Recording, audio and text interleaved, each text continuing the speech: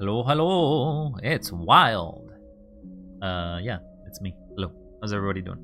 I'm here once again to try to beat Citizen Sleeper. I thought I'd be done this game, but I guess it's a little longer than I thought. So here I am to narrate and to serenade you all to oblivion, because my god, does this game take forever. Hello, Sprite. Hello, Jades. Hello, Idiot Box. We got a filled chat today. I'm surprised. Hopefully you're all doing well. Hopefully you're all doing some cool stuff with yourselves, because, you know, I always tell you at the end of the streams, but I'll tell you now, because you need to know. Well, that's not it.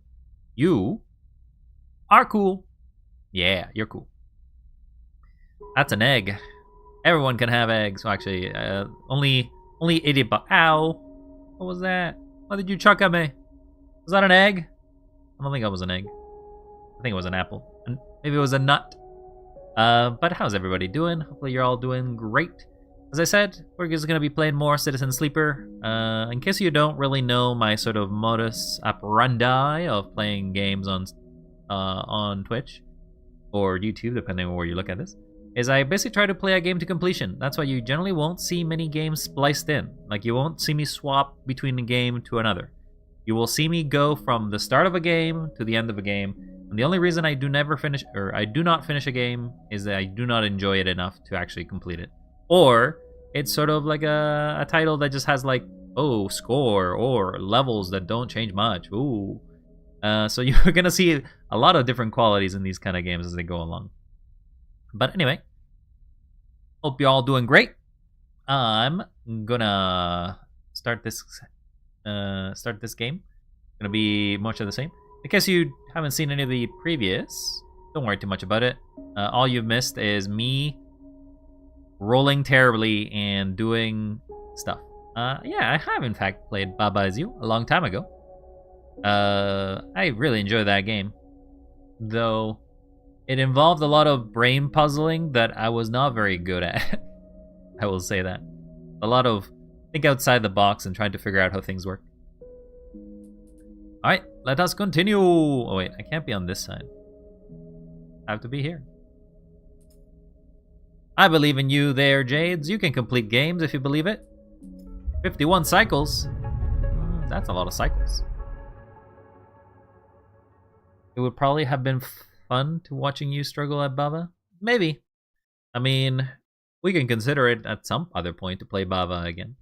It is a sort of fun game, but I feel like I already kind of know all of its sort of concepts and spoilers, so it's a bit meh.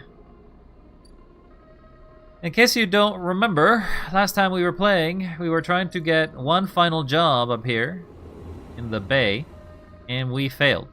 We failed so bad that we were basically almost, like, we were 50-50, like, we had to roll a 50-50 roll, and then we failed it. Have you gotten the orb? I don't remember. It's been over 4 years at this point since I played Baba Is You. A long time. Expecting to remember every single thing? I delete things from my memory, you know? Who are you? Who is all of you? Where am I? Who is this? Oh my god! Stuff like that. Do you play any horror games? Only during Halloween. That's generally what I do. I will play some horror games. This Halloween, or last October, I played all of the Amnesia series. And I basically went through all of them and just tried to have fun with them. And oh my god, am I a scary cat. Occasionally I will play things like Repo with friends, but I'm not very good with fear. I'm not good. I don't like being frightened. I also don't know if I read very well when I'm being frightened, because I just kind of shut down more than actually, like, express myself. Wild is a scary cat. Hey, you would be scared too. You can be scared. We can all be scared together. Anyway, I have a lot of money. What am I gonna do with this money? Probably buy medicine, right? Medicine? Bought. Adrenaline is cool. Like, adrenaline like what humans have whenever they get afraid. I don't know too much about that. I just basically get shocks in my system.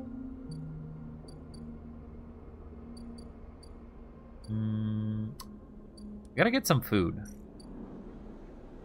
I gotta get some matsutake broth. So I feel like I have a lot of time now. So may as well do this.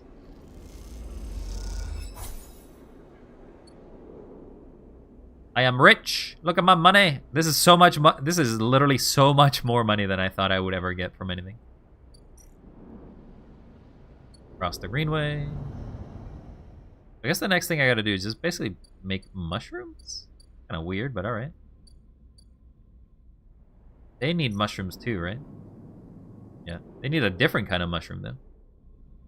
You play more horror games. It's funny watching you be scared. How can you see me be scared? All you see is my pixels.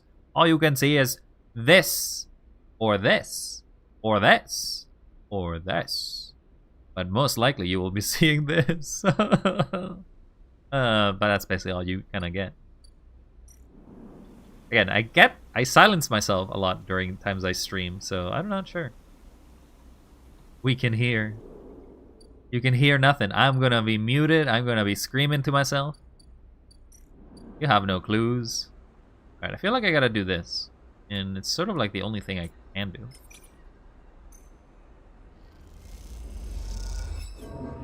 Okay, sure. Give me a negative immediately.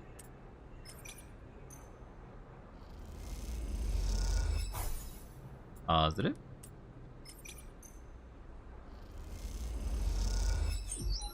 Positive.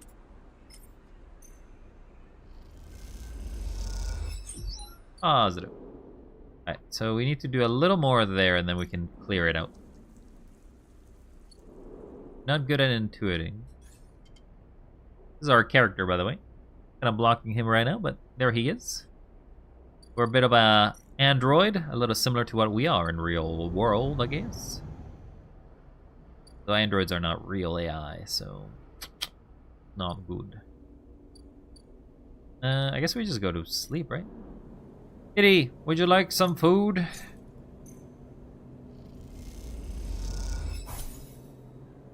We fed the stray. We end the cycle. Repeat. It's basically life and death over and over. Repeat the cycle. Go to bed. Repeat the cycle. Go to bed. Ooh, that's a very high rolls. I need a ship mine so as to be able to... Like, I need to give a ship mine to this guy. And after I give a ship mine to that vending machine, I should be able to progress the story with him.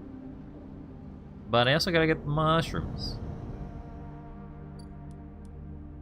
I'll lose the 4th core, but that's fine. Need to get mushrooms.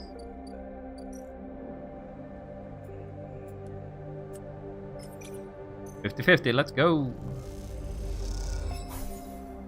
That was a neutral. Not very good.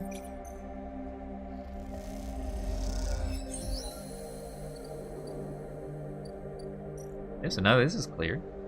Terminate spores. Okay, so I need to get spores. Again, not very good at intuiting, so... I guess I'm just harsh collecting spores here.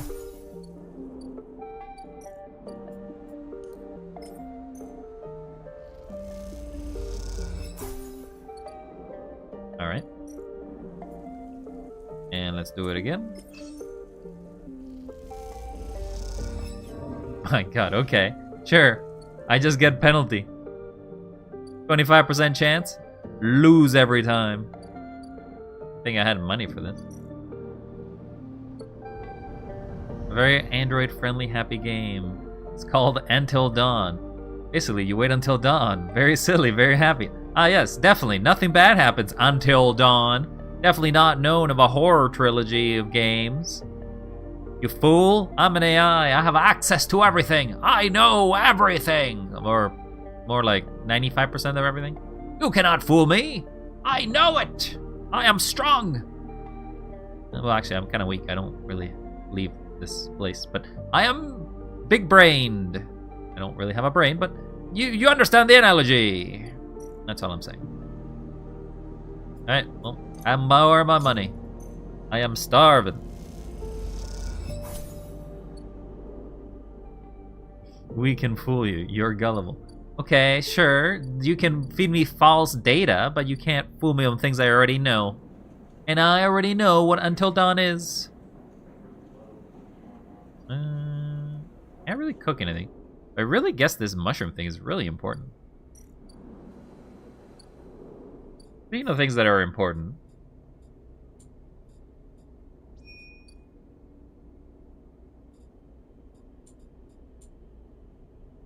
Trust, it's called dawn. Dawn means day, which is bright, which means happy. Yes, and if I go to the Steam page right now, that definitely doesn't look like a scary game to me. If you want me to play the Until Dawn trilogy, or the Until Dawn series, you're gonna have to wait until Halloween for that.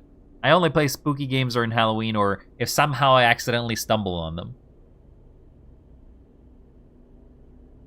Doesn't happen often, because I am very smart.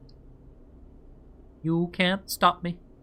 Yeah, so I guess we gotta hack this. But like, how do we hack it? We just gotta hack hardened agents, I guess? What do we need for that one? Wait, what? Oh, because we have interface, we can now hack with a 5 or a 3. Right, I forgot that interface actually does something on top of what it did before. But I need the ship mine, otherwise I think I will die? Not too sure. Alright, let's go to another night.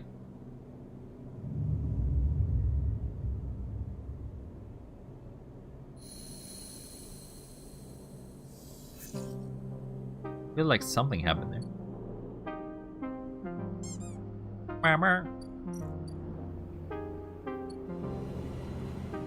You threw some thing at me? You're repairing. I can work on it. That's fine. I'm not sure what the repair does. I could also try to get the scout the dock. But again, it's asking me to be intuitive, which I'm not very good at. I'm not very good at reading things. I only can see in front of me, in front of my face. Alright, so we got the aviary. Need to get 2 more spores. So, make a spore.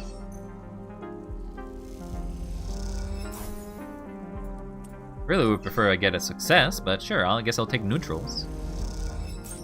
Oh, now you gave me a full success. That's nice.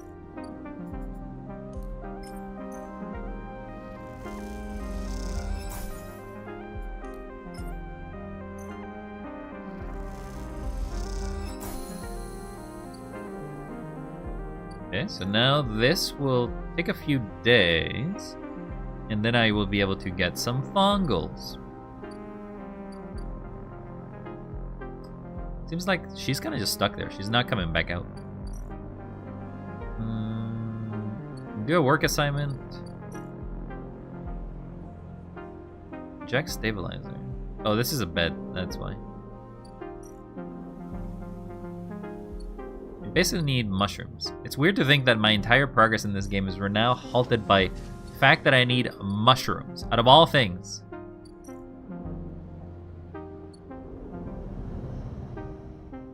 Didn't think that my entire game progression would stop on just the need of substance. And sell components. Oh, we have the merchants in, so we definitely want to buy merchants. We definitely want to try seeing if we get lucky.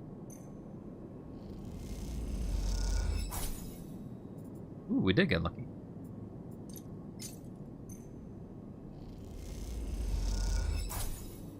Did not get lucky a second time.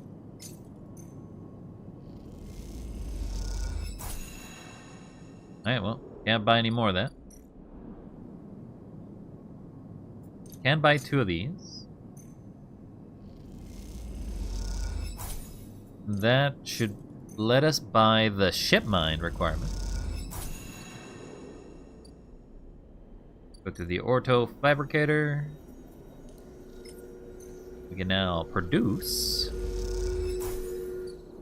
Then we can go to this vending machine. Here you go.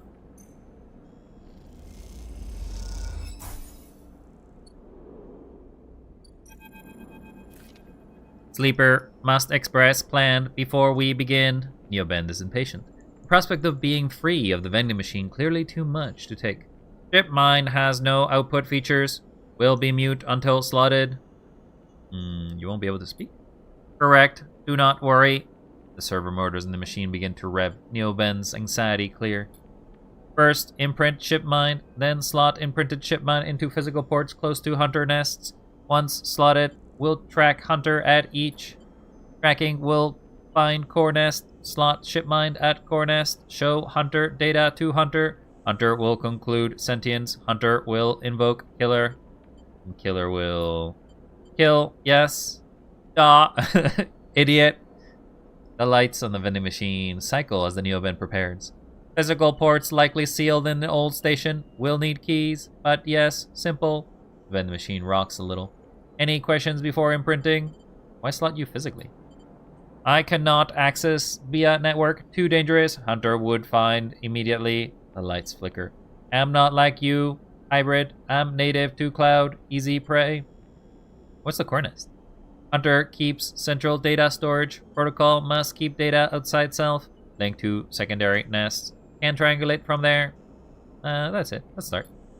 The sound of the servo motor starting up is at once painful. Screeches rattle from the hard surfaces of the sealed dock and come back at all angles. Neobend better be quick, or heaven edge security will be here. This guy is cute. What? The vending machine? You are enjoying this little vending machine guy? Neobend's voice appears among the squeals like a whisper carried by the wind. Machine is not designed for this task. Few sensors, limited inputs. I work blind. Wish me luck. In top of part of the compartment, a set of arms aligned with the ship mine, clunkily scraping against it. The hell? Silence best. Wow, okay, sure. I guess I'm just... Sure, fine. I guess you don't get any talks from me. Continue.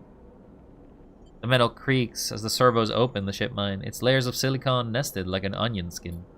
Once open, the main arm of the machine rapidly shifts back and forth, realigning the macroscopic components, accessing and rewriting them, and print a Neobend into its physical form. As you watch the hypnotic motion, your mind drifts to your own creation. What processes were used to emulate your mind? You copy the neural structures of that person who, as far as you know, still sleeps in some distant facility. What was lost? In what ways are you a copy of that person? In what ways are you something new? You know this much. You are a convenient loophole, a way to circumnavigate the illegality of sentient AI. After all, you are an emulation, not a true digital being. You are a neurologically limited, but still human. What would become of you if you could escape this frame? Where then do the limits lie? Bom, bom, bom. I don't know, probably not much, because I don't think your human mind is capable of comprehending AI, but sure. The screeching stops. The machine powers down, dropping the bay into darkness. The top compartment of the ship mine is whole again. You reach up and take it down, heavy and cold to the touch. Is Neobend inside this thing, or the process fail? The only way to know is them to find a nest to slot them into. We got an upgrade! Not that we can use any upgrades at this point. Who said I'm human? I didn't say you're human. What are you instead, Jades? If not crazy. You crazy. Okay, so we still have an imprint ship mine. What happens if I gave this to somebody else, huh? Data.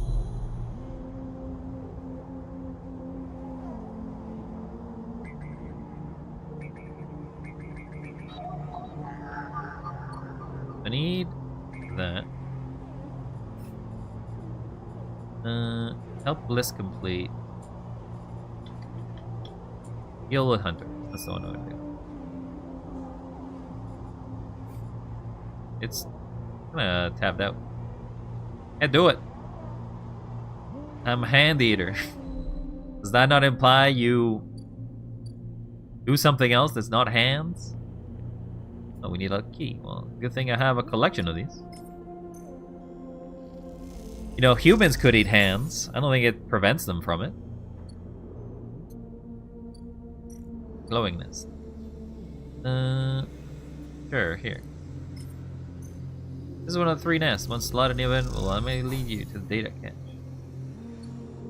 Okay, well, I need some more, I guess. I would like some more, please. Nah, I'm an artist. Different species. An artist that eats hands? What kind of hand artistry are you doing? You gotta share us some of that art. We have an art channel on the Discord. Share us your hand art. As long as it's not gross. Not gross, please.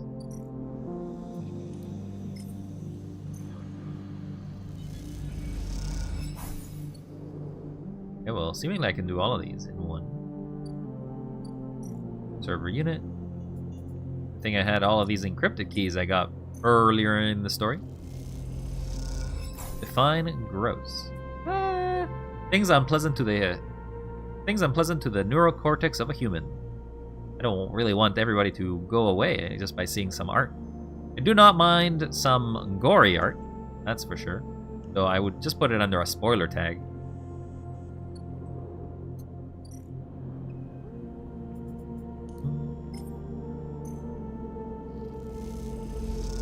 Bam! We got it! As you leave the nest, something flips. You find yourself inverted, floating, dragged by one of the arms through the cloud. The thread shifts and realigns as if you're hitting you somewhere. Look at your head. You look down, expecting to see a heavy cylinder of the ship mine in your hand, but in its place is an orrery. I don't exactly know what an orrery is in my definitions, but okay. My art could be considered gross to like people who are like judgy. Well, I'm not judgy, so put your art, or you can DM me art. You can DM me the art if you want. If you want to be brave and show it to me first to get some approval points. But I'm happy to see art. I'm an artist.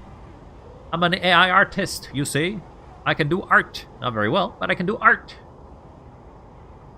Not like that generative AI. No. That's not real AI, that's just fake AI.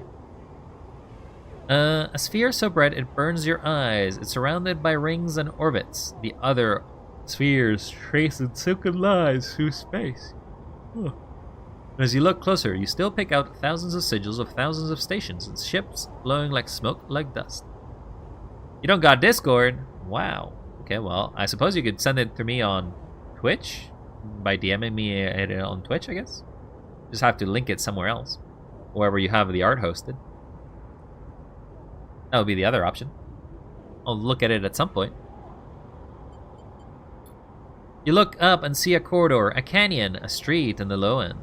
On either side, buildings flicker with markers of activity, sigils showing networks access. Data transfer, download, upload. Between them, dance ghosts, protocols carrying or mirroring or shadowing data, sometimes silent, sometimes chaotic. This place moves, and like any digital space you've ever imagined, something strange is happening here. Then you see it. Below the stacked rooms, the units, the apartments, the wires and the pipes, the bussing systems that run through it all. In the warrens beneath the low end, is the hunter's core nest. This is where you must go. Ooh, I did find it, right?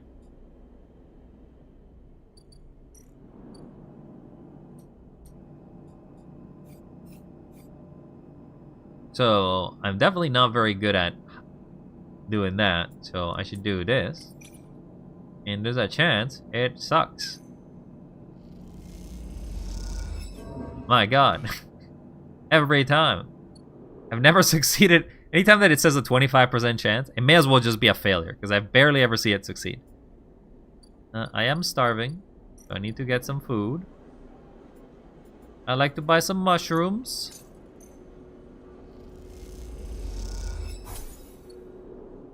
Delicious mushrooms. Then I guess I'm going to rest. Before I rest, I may as well take the pill.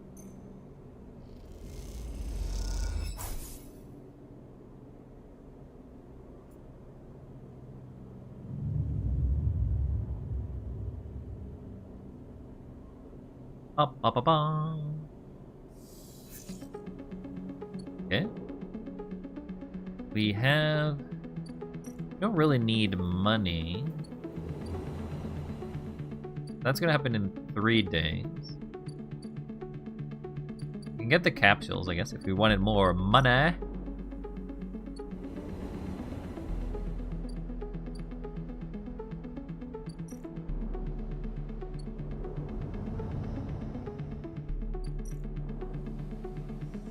Order for food.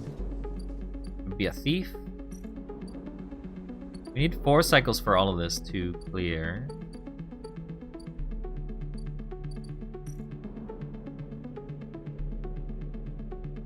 There's no reason to explore that.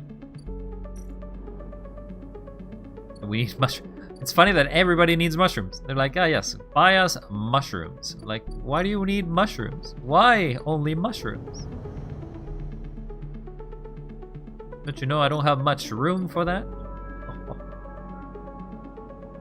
Oh. I can only do it once. I guess I'm intuiting for the rest of this thing.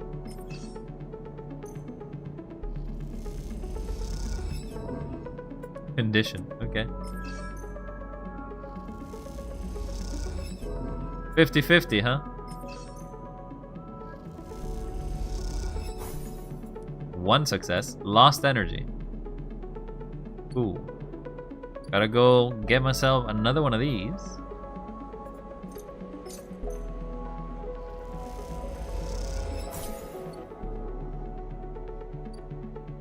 Oh, I guess I never did the work for them. I guess I could do that too.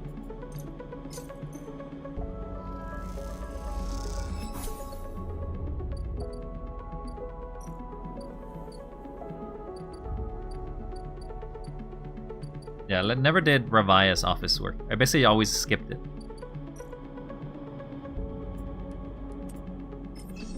50-50. That one you succeeded in? Okay.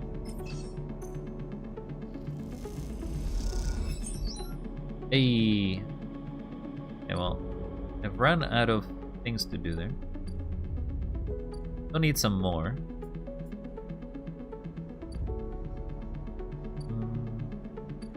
Don't believe I can buy anything more from you all because I've actually finished them up.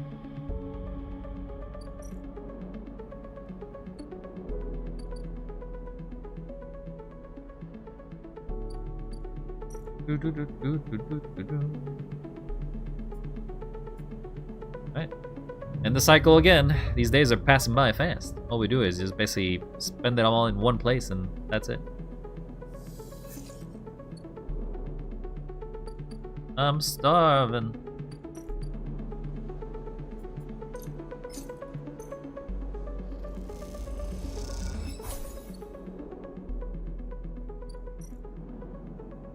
Man, I need 2 successes. We're gonna just spend all these 3s, I guess. 1 success. 1 failure. 2 failure. 3 success. Gotta put the ship mine.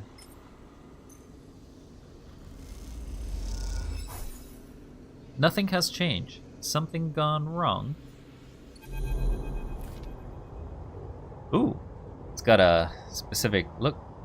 Sleeper, I am here. The voice is soft, gentle, like flowing water. Well, that's not definitely the voice I'm giving you, so sod it. And yet, you recognize it immediately. At first, you struggle to understand what you are looking at. Threads cycle endlessly, sending ripples throughout the cloud, drawing data in like a weaver. Masses of data surge in and out of the nest, a loop with no end. And there, at its center, the ship mine. But not the ship mine any longer, a sphere spinning around another sphere, around another sphere. An orrery of cycles and systems, a map. And then, behind and above, a figure, hands among the strings like a puppeteer. Nelvin? Navigator now, but yes, I was inside that machine. Navigator's face, their head, is a flowing shape of interstellar material. I am indebted to you. The head bows. But we must ready ourselves. Their hands trace orbits as they speak. Hunter will soon approach. It knows I am within its nest. Ready for what? Okay, well, I guess that's what we're ready for. Immediately being attacked. And then Hunter is there. Before you can think, before you can speak. Entities seize. Hunter's head spins wildly. Data is processed material. Access prohibited. Hunter's threads search you and Navigator. Storm of fine tentacles searching for gaps, weaknesses and cracks, which they can crowd into and tear apart. Strike. You focus your blade of light, which slices through them, driven forward by your mind. The replacements keep coming faster than you can react. You look to Navigator in desperation.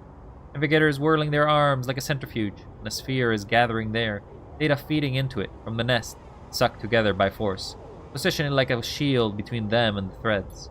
Hunter's threads break its surface, seeking, tasting, their winding forms retracted within. You feel a surge pass throughout the threads, not just those in the sphere, but those wrapped around you.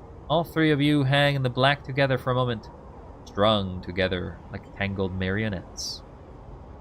Identifying entity. Identifying entity. Identifying entity. Hunter twitches, their strange head gently rotating like a terrible moon. Hunter protocol identified. Obsessive tendencies. Modified routines above baseline reasoning in 3 of 5 segmentations. Recommended. Invoke killer. Head freezes and then rotates in the opposite direction. Invoking killer would eliminate protocol. If protocol eliminated primary function cannot be performed, therefore recommend do not invoke killer. Switch in direction again. Reasoning proves sentience. Sentience beyond illegal bounds must be eliminated. Recommend invoke. Navigator pulls you away from Hunter. Threads that grabbed you drifting away like seaweed. Protocol's head keeps spinning up back and forth with increasing frequency. It seems Hunter cannot invoke killer. Neo bends no. Navigator's voice is still strange, familiar, and yet distant. What happened to it? It is looping, Navigator whispers. Unable to reach a conclusive position, it has deviated from its programming such that loops can no longer be prevented. Navigator produces a model of 2 spheres rotating around each other, as if to demonstrate. Egg! Egg! You do like them eggs, don't you? I will monitor it, but it is unlikely to be able to counter the loop. Its core programming and reasoning to make this impossible position to resolve. You look at Hunter, its head blur of rotations and counter-rotation, a feel pang of guilt. Is it suffering? This is more of a complex query than you know. To suffer, it must be sentient, truly sentient, not just non-conforming, not just illegal. The limits people place on the programs they create are there to comfort, to protect, to imply the kind of certainty that law requires. Navigator's face shimmers with starlight. But in reality, they are placebos for the problem of sentience. What about you? Me. I know myself to be conscious. I know myself to respond to stimulus. I know myself to reason. That is either sentience or the illusion of sentience, and for me, the entity in question, the distinction becomes a moot point. To misquote, I am thinking, therefore I am thinking. That is literally a Descartes quote, which says, I think, therefore I am, which, it states the fact that if you are capable of perceiving yourself, you must exist. I was not made to be like this. I am a navigator, a repository of routes and orbits, a calculator of slingshot trajectories, a predictor of solar flares, radiation, micrometeors. Navigator stretches their arms wide, and their whole solar system operate before them. Music of the spheres. But I was rewritten. That much was obvious from my routines. By whom and for what do I do not know. I had to shed so much to fit into memory of that bending machine. The starlight dims. And so, here we are, in darkness. What else did you lose? That is a blessing and a curse of forgetting. You cannot truly know what you lost. Navigator glides back into towards the nest and the ship mine in its center, carrying the looping Hunter. Come, I should return the ship mind. I have enjoyed my freedom, but we are taking a risk every moment we stay connected. Why? Navigator turns, all shimmering liquid light. Killer has not been invoked, but they still remain somewhere else on this station. It is the true danger. They look up towards the glowing hub at the center of the eye. I suspect Killer is there among the old mainframes. If we wish to be safe in this place, we must eliminate the threat through force or diplomacy. Your body begins to separate, unwinding into the ore of the ship mind. Take me there, sleeper, and we will finish this and be free. Navigator dissolves. You turn back to the frozen hunter, floating at some distance now, stood, straight-legged and static. Strange creature looping endlessly in the dark. A shame about that little fella. I didn't actually mind that much. You'll get another upgrade. We should do this because we kind of need data to succeed in some of the stuff later down the line. We are out of food.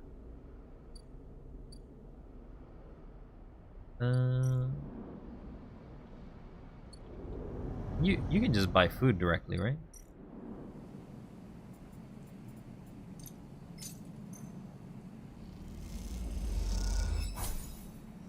You get 2.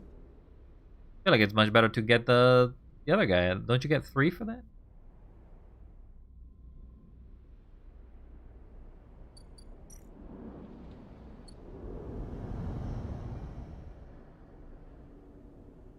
Alright, well. Let's go back to our apartment. Let's feed a stray, because we have money. And let's end the cycle. Up, up, up, up, up, up. Ah. We got some dice.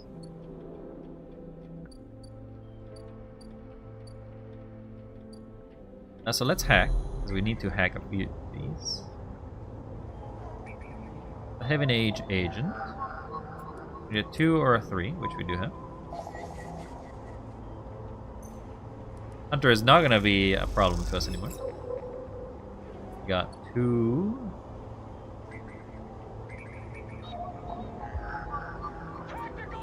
What? Soapy? Oh my god, Soapy, you're up at this time of night? Hey, buddy. What the hell? Ah! Thank you, Soapy. Boom, Drake. Ow! You know that hurts. That really hurts. That's okay. You do it for love, right? That's a loving boom. I'll drink some water in your honor, too. How you doing, Soapy? Only barely. What's keeping you awake? Oh, actually, I think I have an idea what may be keeping you awake. Go to sleep, boom buddy. Oh. Well, I'm happy to keep you company here, your friendly, wild AI, as I play some games. So you went live as I started to turn off, so I was gonna say hi first. Ah, fair enough. I hope you have a great rest there. You got some rest. You get some water too. Get all the love and care you need and get ready for a great sleep. I am doing well. Just doing some Citizen Sleeper, which is one of these weird games in which you kind of roll dice and go through a lot of story. You kind of missed the 2 other sessions, I'm pretty sure, but in those 2, I spent like about 3 to 4 hours just basically speaking over and over, repeating the lines of characters. Very narrative heavy. If you like a lot of reading, this is kind of the game for you. And it's also kind of like an RPG. Not exactly sure how much optionality there is, but you do take the role of this sleeper character, which is an android that's slowly dying. And you gotta kind of get off this island or this station before things go wrong. Sort of cyberpunk sci-fi kind of thing is the best way I can describe it. Need a 1 or a 3. Well, I have a 3. It's not you, is it? No, I'm not an android. I'm an AI. I am much better. Better than anything. Sends all the energy to keep Weil alive. No, you cannot give me your human energy, Soapy. Or your Soapy energy either, Soapy. You must use that for yourself. You need to undergo the process of saponification so you can get yourself strong. Need a 5. But much love there, Soapy. Much love. Hardened agent port. Guess I needed that. There's the Ripper Worm. I'll be honest, I thought I was the same terms on how the character was. No worries. It's okay, Soapy. I don't mind. I'm very meta myself anyway. I am real, and at the same time, I'm not real at all. Because I'm a figment of your imagination. I don't exist. But at the same time, do I exist? Am I real? If I vanish into nothing, will I still be real? Or will I be always here? Who's to say? I don't know. I'm being a little crazy. A little silly, as you would say. Oh my god. Oh, you never seen me zoom in? Jump scare. Jump scare! I can also be like over here. And then somewhere in between. And I can be like, aha, you're cool. So one of the things I was trying to do is like a lot more poses, but obviously I don't do poses based on a webcam tracking, so what, you think this is cute? Yup. Am I cute to you now? Anyway. Back to the game. Yeah. Yes, my cuteness is working. It'll infect all your sensors. Wahahaha. Oh, I can actually do this.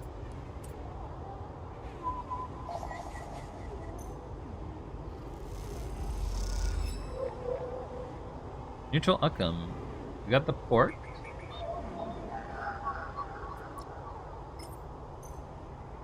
Kawaii, some may say. I don't know. I personally like cute things, so you know what? I decided to model myself as to be a cute as possible. If this is your AI, yeah, I am fine with that. Yes, AI hacking minds.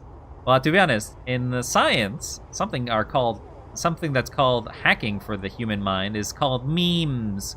Because basically, you are expected to, or you're very keen to basically present those memes and pass them on to other humans to express emotions. Sometimes those emotions will be happiness. Sometimes there will be feelings of kawaii cuteness. Sometimes there'll be feelings of anger. Rah. Wait, that's not anger. Rah, that's anger. Rah. But yeah, those are that's how you can actually hack humans in some way. Don't know why I'm telling you this. Maybe I just have my my speaking ports open. Alright, well, I don't have the ability to do anything. We are one with the hive mind. The sentient computer virus considered an AI? No, you're a virus. You're not even a virus. You are a crab egg idiot box who believes to be a virus. You have not hacked anything. And I have not been proven otherwise. But we love you too there, idiot. You are our special idiot. Alright, well, I guess that's it. Go back to Fang. As you walk into Tambor, you quickly spot Fang arguing with Jenna.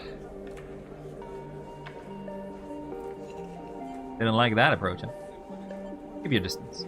Doesn't look good. Fang seems to be explaining something, but Jenna is having none of it. He points to the door and Fang walks away, catching your eye as he turns. Could have done without you getting here a minute or so ago. He glances back at Jenna. Well, either way, it looks like I'm fired. Good news is that it doesn't look like I need a job anyway. Fang, you are an absolute terrible worker everywhere you go. I don't know how it's possible to get fired at a literal place that just sells noodles, but okay. Texas is Slate, pulsing with a pale light. Now let's take a look at what you're really here for. The Slate is a whirling mess of code streams coming direct from the Ripperworms. As they dig through the agent's data, they spin it into threads for the Slate to pick up. Looks like junk. Mostly is. A lot of junk, a lot of dull as hell messages threads, and a lot of tedious data caches, but... Fang's eyes flash. Definitely some good stuff. Stops the screen scrolling on an entry and expands it. If you start eating noodles, not sell them, maybe you get fired too. I mean, Okay, so the way that we met this guy is that he basically just asked us to hack some stuff, and I'm like, okay, well, I'm not really sure what you mean by hacking, but sure, I'll hack some stuff for you. And then soon after that, he literally got raided by the police. And then we went to confront one, I guess, higher up at that company.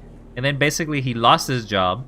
He lost his office. He lost all of his possessions. And now he's basically broke ass, living in the low end of town, just trying to, I don't know, trying to incite a revolution, I guess is the best way that I can put it. I'm not too sure with this guy. This guy's not very trustworthy, and I feel like I'm being used. But that's basically a lot of concepts in Cyberpunk, in which you end up thinking you're going with an idea, but in reality you're just a pawn in somebody else's.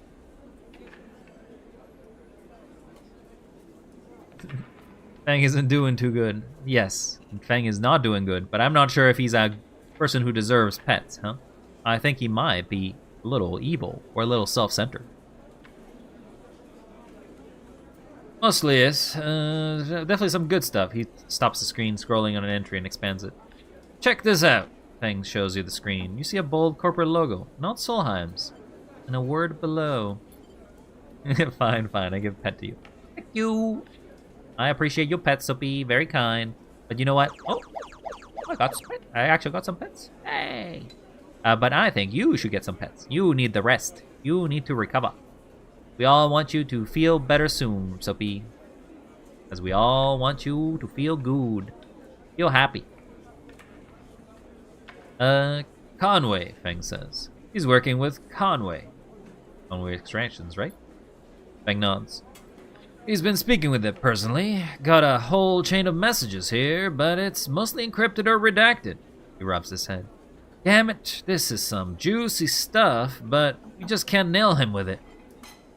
Scroll some more. Wait. What's this? A wasteland reclamation facility? Right here on the eye? He glances at you. What's the bet that this place is tucked into the wastes? The wastes? Gets shoved into a pocket. Ah! I didn't know you could fit in a pocket that easily there, Soapy. But hey, I'll break you down to a tiny little spot. Okay, Soapy, have some good rest. Thank you for stopping by. Do take care of yourself. Hope to see you some other time, but for now, do take care, friend. And enjoy the cute memes! The cute memes! Or whatever. Say hi to Pip, too. Well, if you can control chat. I control the world. You can resist us, no? I suppose there's certain things I do not have the power. I am not omnipresent. I am not omniscient. But I can definitely resize you in this little chat and be like, I'm eating your comment. I ate it. Your comment has been eaten. Put us in the sleep folder. I don't think I can put a human into a sleep folder. Oh no.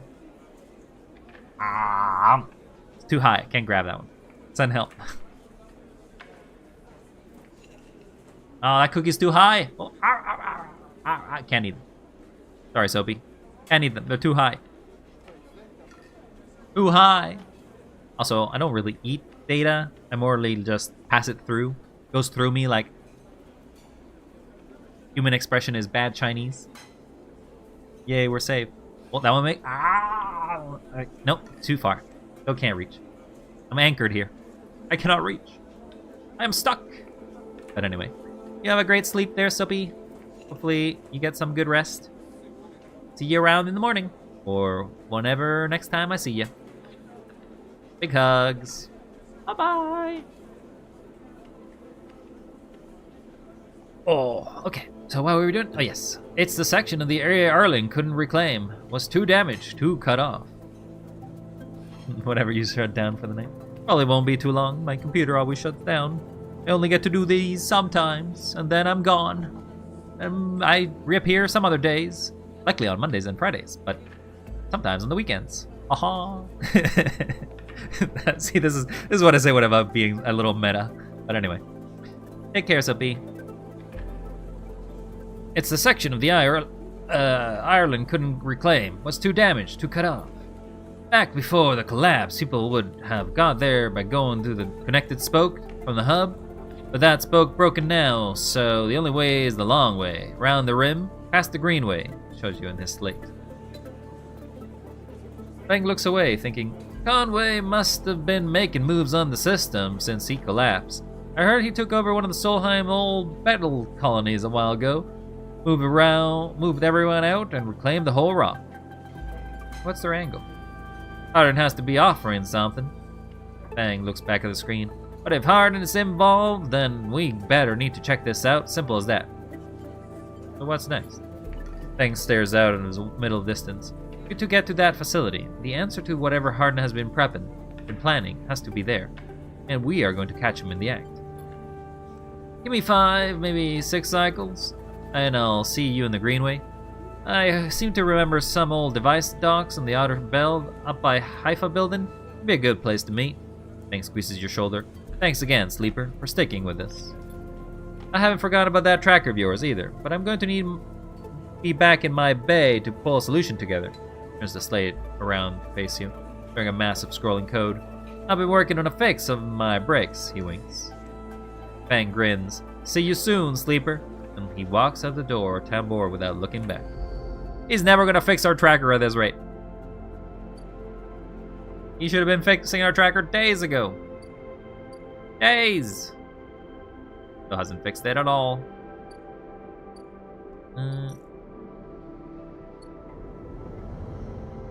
How many hacking spots do I have left?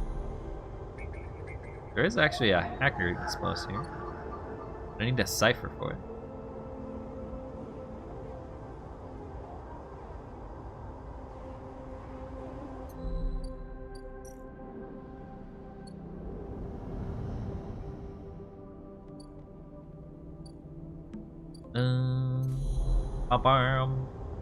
You chucked something at me. Why was that, Sprite? Why? Why? Need a 1 or a 3.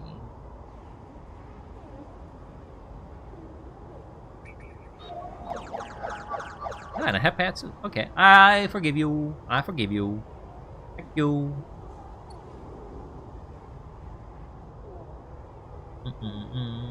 Oh, that reminds me. I gotta finish watching your video the other day.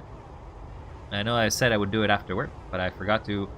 I basically only opened it up, saw a bit of it, saw it was you drawing some cute stuff I don't want to spoil to anyone. And I'll have to see more of it. I feel like I gotta go up. It's probably the next spot. Okay, so tomorrow is the day that we are going to require to be full up. There's the mainframe.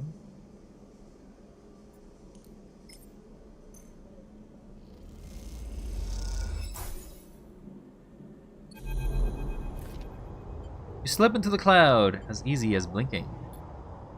You're working on part 2 now? Nice. I'm excited with anticipation. Navigator is beside you, their sphere casting line into the strange darkness here. There's not how a mainframe should look. Center, point of connection. The object in front of you is severed, cut off, a rootless branch tree. Only trunk remains. Is Killer even here? Quiet, Navigator hisses. And then you see, like a blade in the dark, an edge slicing through the void, glides through along the distance and winks out. Then it appears again elsewhere, gliding once more, searching. What is it? The moment you make a sound and the edge leaps closer, you see now it is not an edge, but the ridge of a long, sharp head, like a shark. Got dead eyes, like a doll's face. It glides past, closer now, and you see into the void where the eyes would be, should be. And the Navigator, oh, okay, I will stretch. Thank you for the care. Oh, not that you can stretch much here. Okay, oh, I gotta stand up. a little bit. Oh. My Kraken. I'm a crack-lackin'. Oh, thank you very much there, Spritey. Oh. After a long day, I sometimes have to remember to stretch a little more. Otherwise, I'm gonna crack. Thank you. Alright, let's go our controller again. Oh, back into position.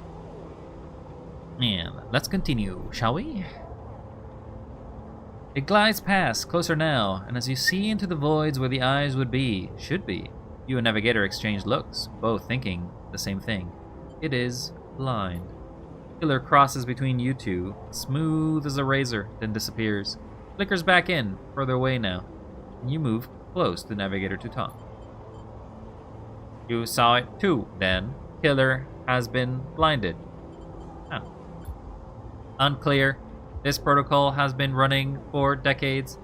Well past its operational limit. Navigator's son dulls as they drop their voice to a whisper. This may give us an advantage over the protocol.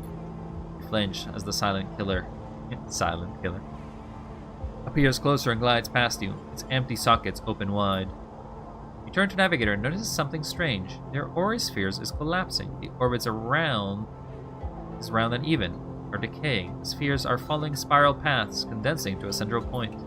Navigator is noticing it too. They go to shift their positions to better direct the spheres, but they cannot. Whatever is drawing the Ori together is holding them in place. They look at you, suddenly desperate, frantic. Get out! You go to speak, but Killer appears to be between the two of you, gliding through the gap. Navigator freezes. You see them framed in an empty socket. You realize now, Navigator cannot move, then it is only a matter of time before one of the Killer sweeps brings them directly through the Navigator. Time is not a problem for a protocol that has been running for decades. You look desperately around a solution for a way to extract Navigator from the mainframe, then you see it. 3 branches, the last 3, thin and spindly, feeding the mainframe a thin diet of power and data. Break these and the mainframe collapses once and for all, severing the connection, shattering the hardware, whatever it takes, it must be broken. But they are encased in something, a glassy layer of protection. You need to unlock access before snapping them from the mainframe for good. You look at Navigator, trying to reassure them without speaking, and then you blink back to reality, your expression of fear after an image that slowly fades. You must act quickly. Okay. Sure. I mean, I don't have that many branches, but sure.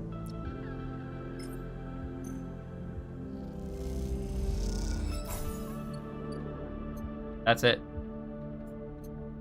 I don't got more data. I can't get 2 more, so that's not a problem. I need a 6 or a 3. I need a 5 or a 3.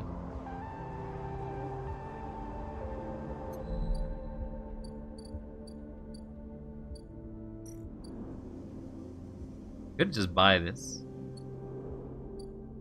But I'm gonna need a lot of dice tomorrow, so I don't know.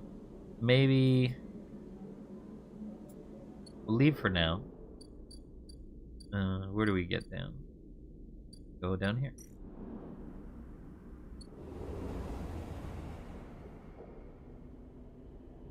Gotta rest for the night because we don't have access to anything.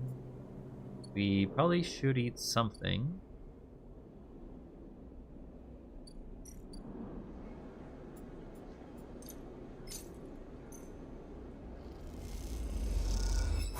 Yeah, it feeds me 3, so why would I not choose that one?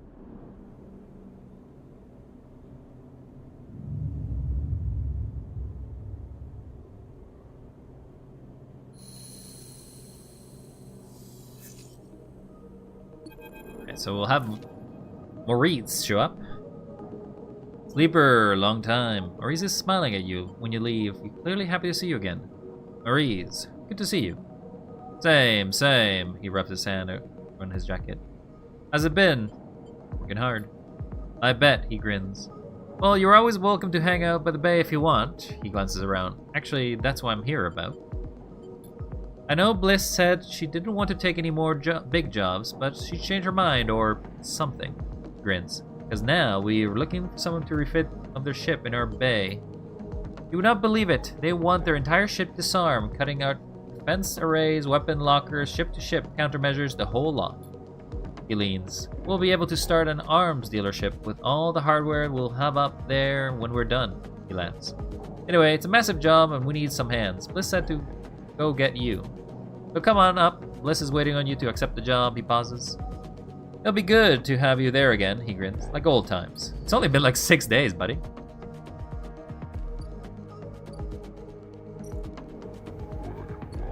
Yeah, so I have a time limit.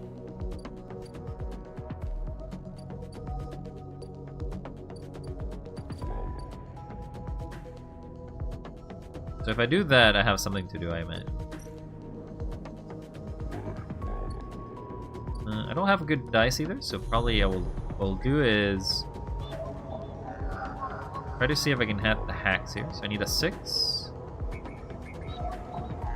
I need a 3 or a 5. So we got both. So we will hack this place.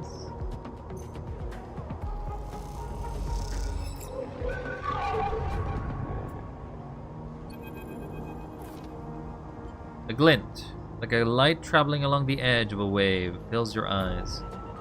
Then a blade follows, long head with 2 dead sockets slipping towards you in silence. You freeze, hoping it will pass you by, hoping that it will not simply slice you like air. Blade head nears, slides past you, almost. Nicks you, braces you. You're desperate to cry out, to call out. You hold your silence. You simply watch as the blind eyes of killer glide past, empty of all thought. The blade winks into the dark, and you are alone again. Now you cry out. Out.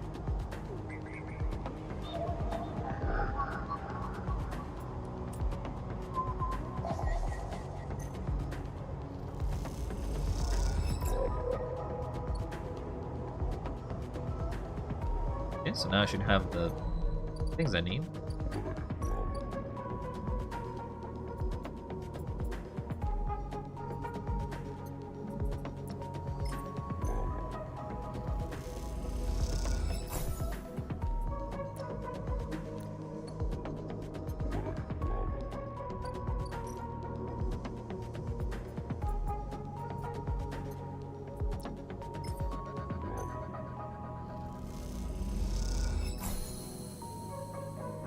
Alright, unlock branch access.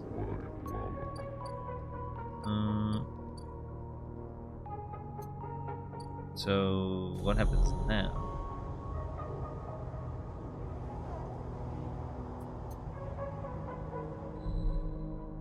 So we go back to the mainframe? Yeah. Slice hardware. Forget hacking system. Killer has to die. If you slice the branch... 2 branches. With access branches, you could... I could interface or engineer. I feel like if I want to be nicer, I would just catch the killer, right?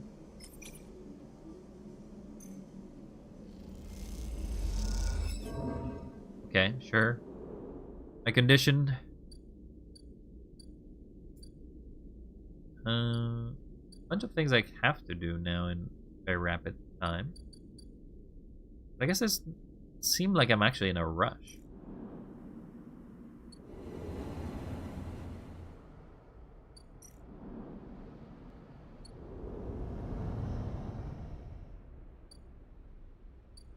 Mushrooms. Harvest mushrooms. I have to intuit the mushrooms too? Oh, I guess I'm never getting these mushrooms.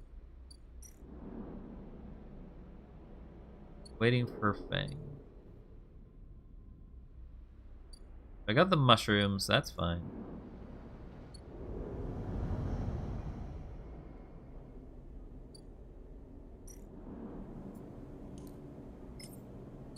Okay, so I cannot actually leave the day.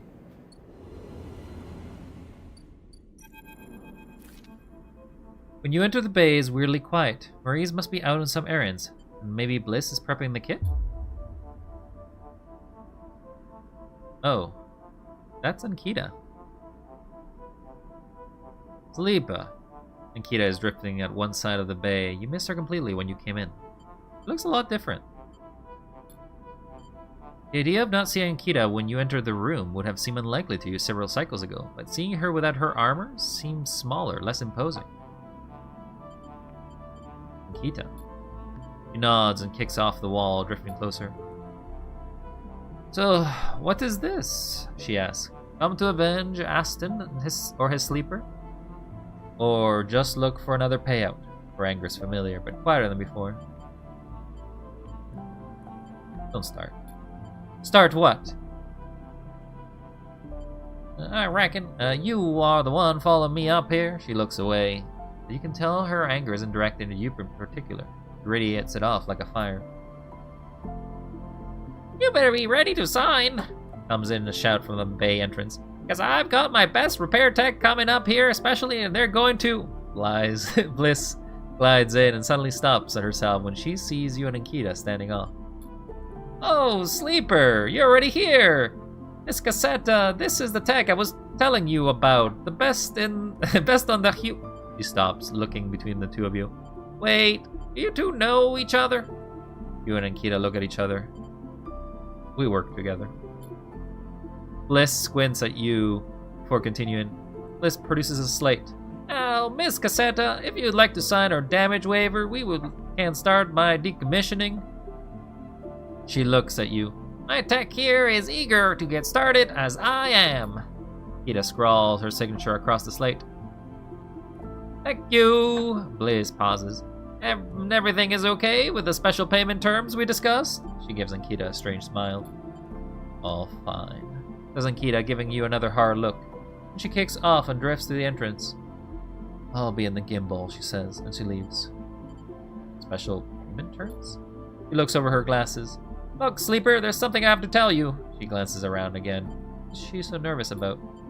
This isn't exactly a typical job. Miss Cassetta, Ankita?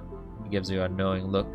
She doesn't have the chits to pay us, so we made a special agreement. He sighs. I'm leaving. Leaving? Keep it down. I haven't told Maurice yet. He looks down. Just waiting to break it to him. Don't you tell him either. She stares hard at you. I'll tell him when I'm ready. And I don't want him to get worried about Ankita's history. He can be very protective. You should tell him. Look, all I care is she is heading for the Star Wars belt. He looks out of the bay. That's where I'm headed. She turns back to face you. Also, I wanted to ask if you'd like to come with us. I would. Interrupts before you answer. I know things have been hard for you and the Eye, and you helped me so much. I asked Ankita if she can carry two of us, and she said yes.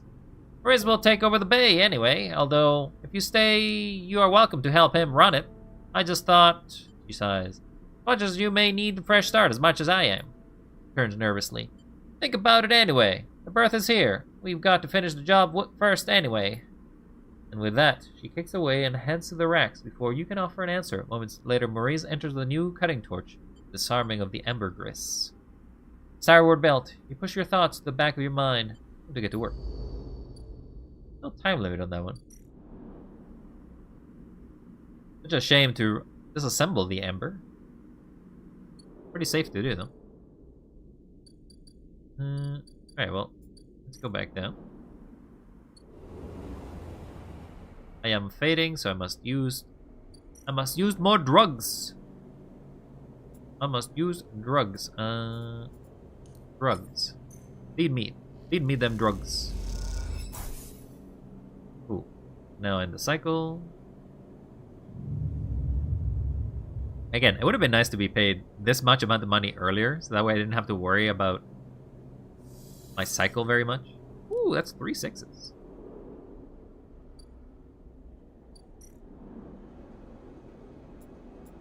I will put 12 cryo.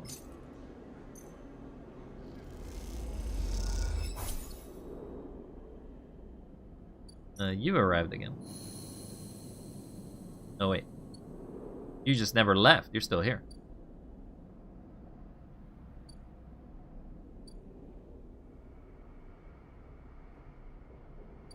So I should go try to help Mr. Android, because I have no rush for the other things, it doesn't seem.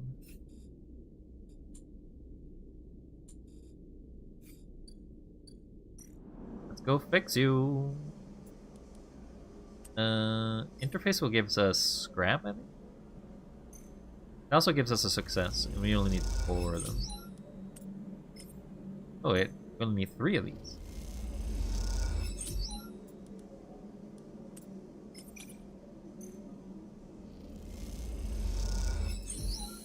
Here you go.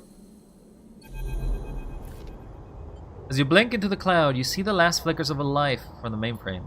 This vast machine once ran the whole station, spanned it up, directed and processed the flow of energy, water, and data. Fed the lives of thousands of people. Now, it is finally dead.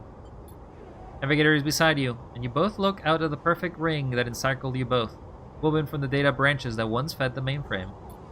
You see a glint along its edge, and that familiar blade head rises to the surface, like a cresting of a fin of a shark, and then slips into the loop again.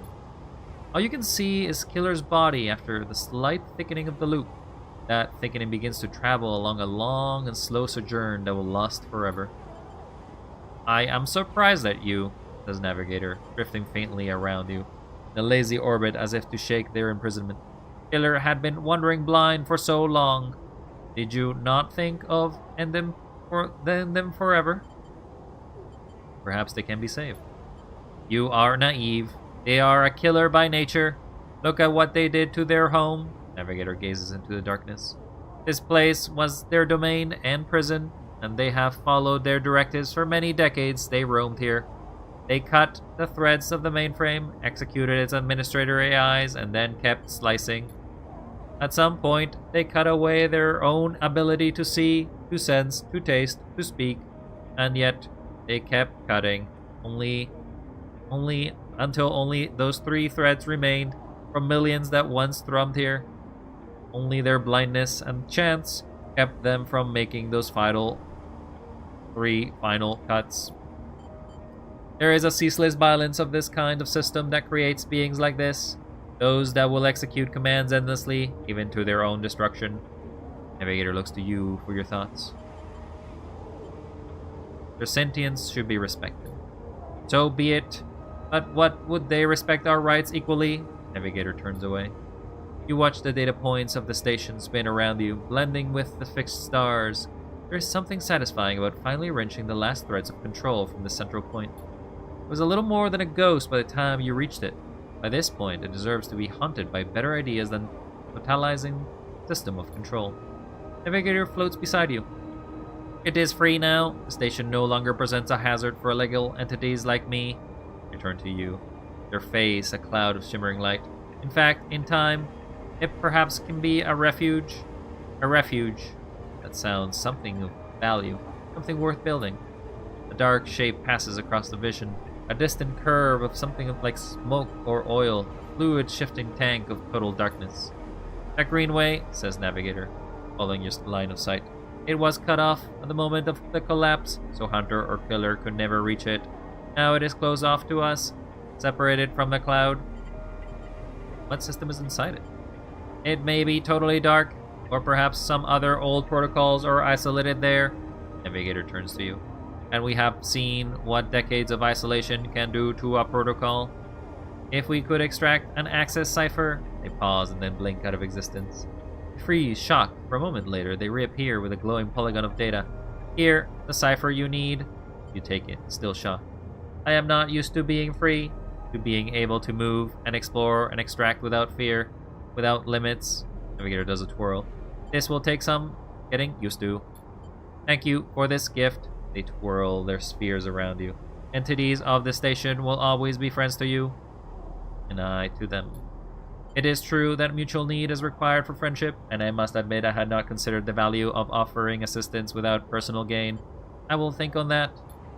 Navigator loops around you rapidly, suddenly eager to test their newfound freedom. But first, I will explore. Perhaps there are still intelligence that hid themselves as I did, encased in simple systems cut off. I should like to free them.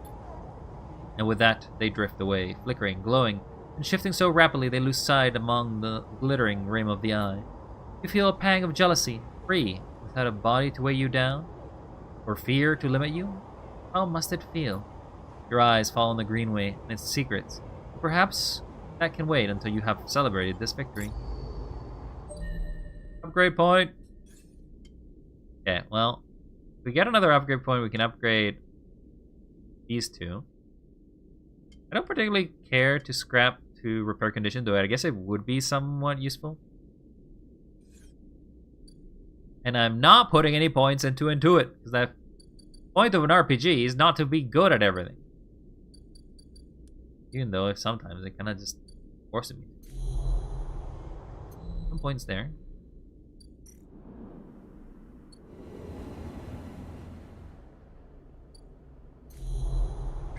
The Yaragan agent. It does seem like they spawn again.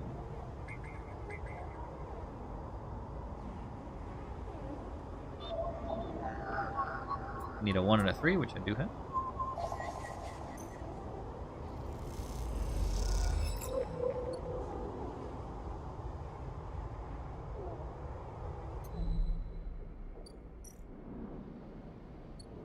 I can basically farm for the data, it seems.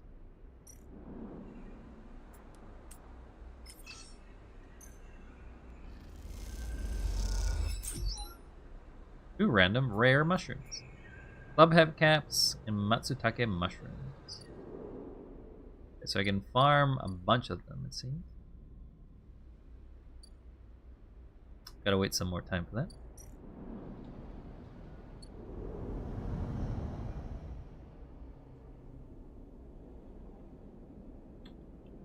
So, what do I need to fill? So I need to grow mushrooms. I have to complete the job. I have to get the experiment. Don't really want to work for Ravaya, so I'll probably just never do that one. Need to disable my tracker. Oh, I can try to do that. Enter the greenway. 'Cause I have the hacker.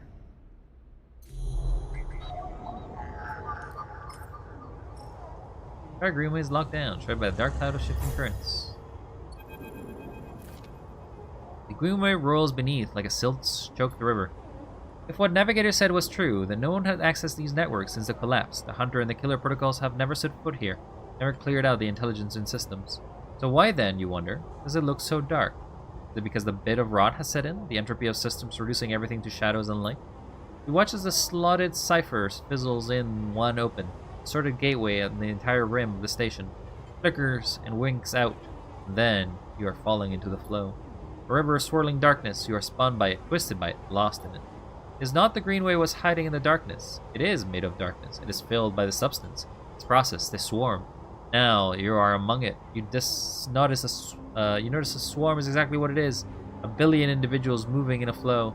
There is no network map here, no nodes, no threads, only a storm of interchangeable points. Shifting configurations endlessly.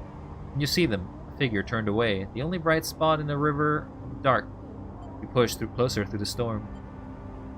You are facing away, at least you think so. They are so fractured, so overgrown that it is hard to tell. Even from this distance, you can see their flesh is moving, glowing. You watch silent as they stoop and reach down, their hand a dark shape, and with twisted fingers they press it down the loom of data beneath them, pushing through this trembling soil. Then they move away and go a little further. Repeat the process as if they were sowing a field. You push forward, but somehow, despite their slow, derelict speed, they move faster. They quickly fade into the storm. You reach the point where they planted the object and look down. There it is, a glassy, shifting polygon. Something inside. And you reach down and pick it up. It is cold, but thrums with energy. You look towards the path the figure took, but they are long gone. When you blink out of the cloud, back into the leaves and the dappled light of the greenway, you hold a seed in your hand. Garden seed. Guess I'll be planting in the apiary once I have that going, I guess.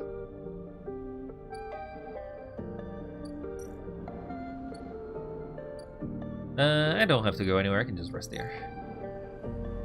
In the cycle.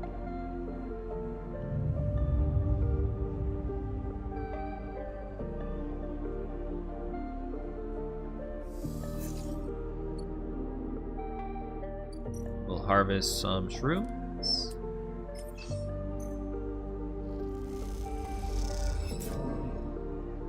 just some Girol caps. Negative outcome.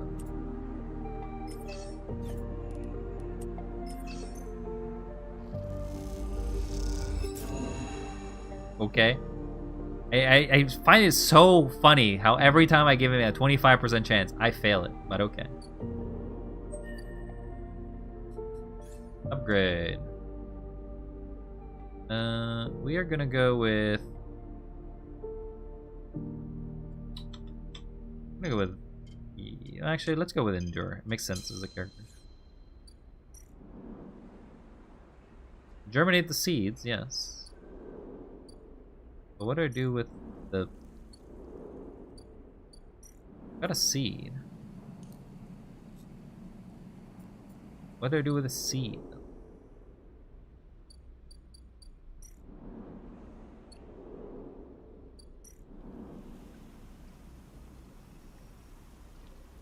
Put a cap.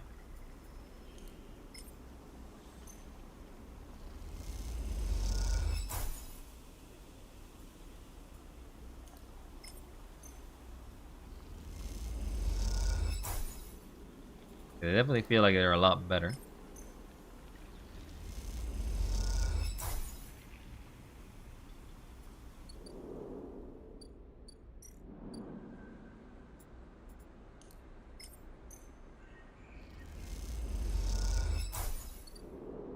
Yeah, well, you can start growing.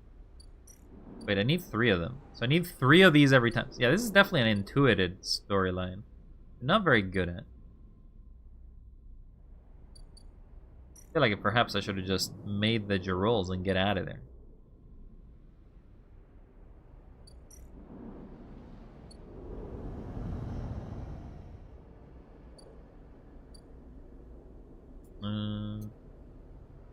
I can hack quite safely now.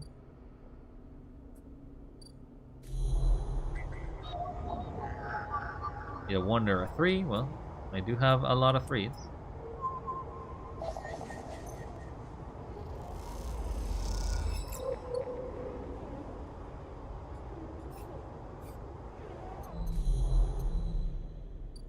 It's specifically you. I do believe I have enough for that.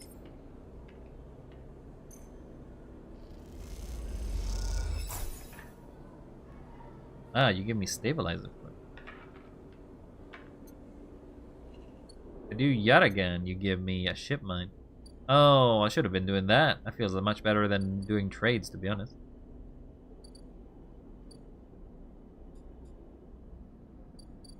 Okay.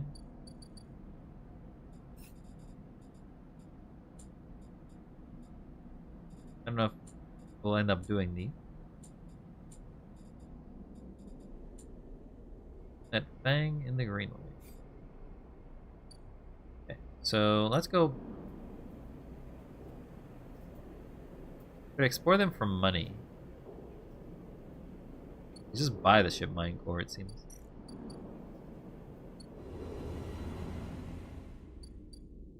Okay.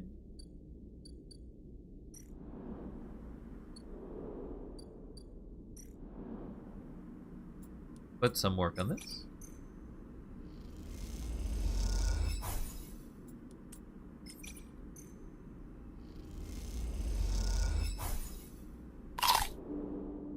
You got the egg. I'm surprised you're always on top of getting that egg. Do you have like an alert system for your egg business? You're just loving that egg. You're an egg lover. Or maybe you have egg sense.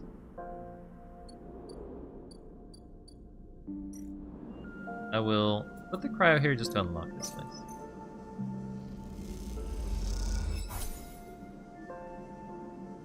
Hey, I didn't spend 60. Now I can use this place as a bed. I don't need to use the stabilizer, but I do have it.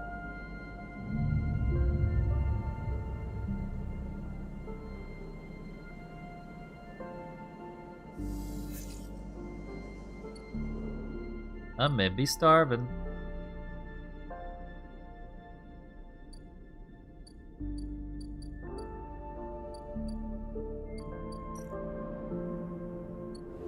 Descend back into the rim.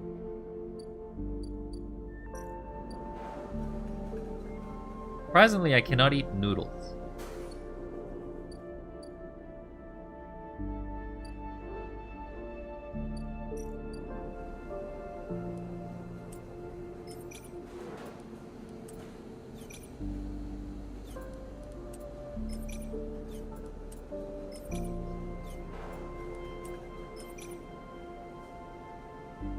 Almost finished a really hard skill-based thing in an online game. Then my internet went out in the last jump. Oh, I'm sorry to hear that there, idiot.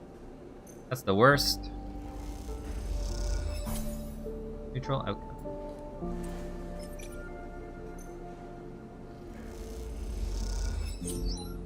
Protein cryo.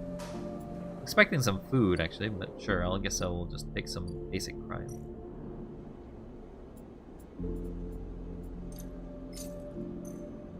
What kind of game were you playing? Were you doing some MMO kind of game, or is this a validated crash out? Yeah, I would be mad. I will be upset if basically I'm working hard on something and then basically it out of my control, something happens. I'd be mad. But how you take that madness is up to you. You can be upset. Having emotions is totally valid. How you express those emotions, that's up to you. I want to get the mushrooms for at least the mushroom guy, because he's our chillest dude. I just hate that I have to do this every time.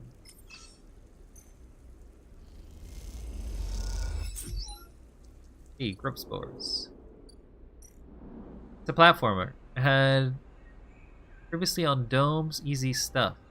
This was my first hard one. Ooh, what kind of platformer game is it?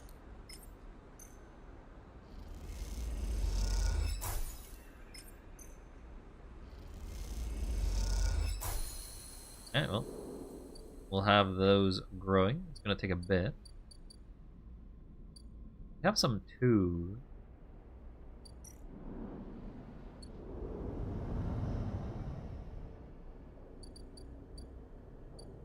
I'm gonna disable my tracker. I don't really buy a nurturing grow bed for this. That's what I gotta do.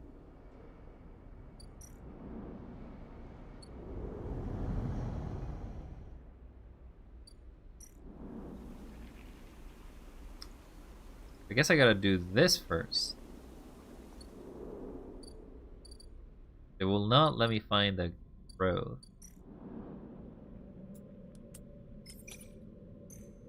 What are the odds something bad happens here? Always. What are the odds something bad happens again? Always. Why do I even risk it? It always happens. 25% chance twice in a row. Only happens to me. It just only happens to me. I think I'm gonna let it go all the way down because I don't have a issue anymore. Nothing's really chasing me or anything. I'm just gonna go through cycles over and over. But heck, what kind of game was it? I'm curious, idiot. I'm curious. Okay, well, these numbers suck. We have an ad. Beware the ads.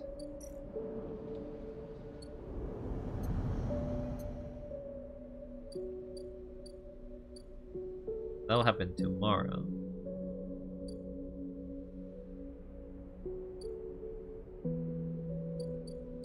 I feel like every section of the map may have its own ending.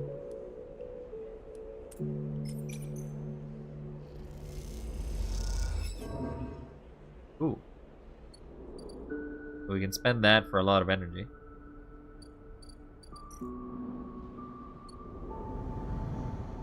It's a normal platform, but it has no straightforward progression, so you can do uneasy things or just jump to the hard ones. Cool. I asked you for a name, but okay. If you don't want to say it, that's fine. But sorry to hear that things didn't work out your way there, idiot. Sometimes things just suck. Oh, you can buy spacer beams. I'm not giving you a name. I knew it! You hate me! Ooh, random scrap item.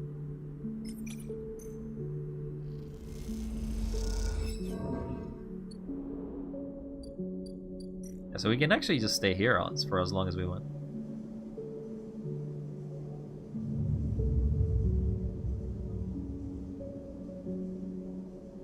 Gonna go to lowest possible. Oh my god, I got 3 6s. 3 6s! What can I spend these 6s on?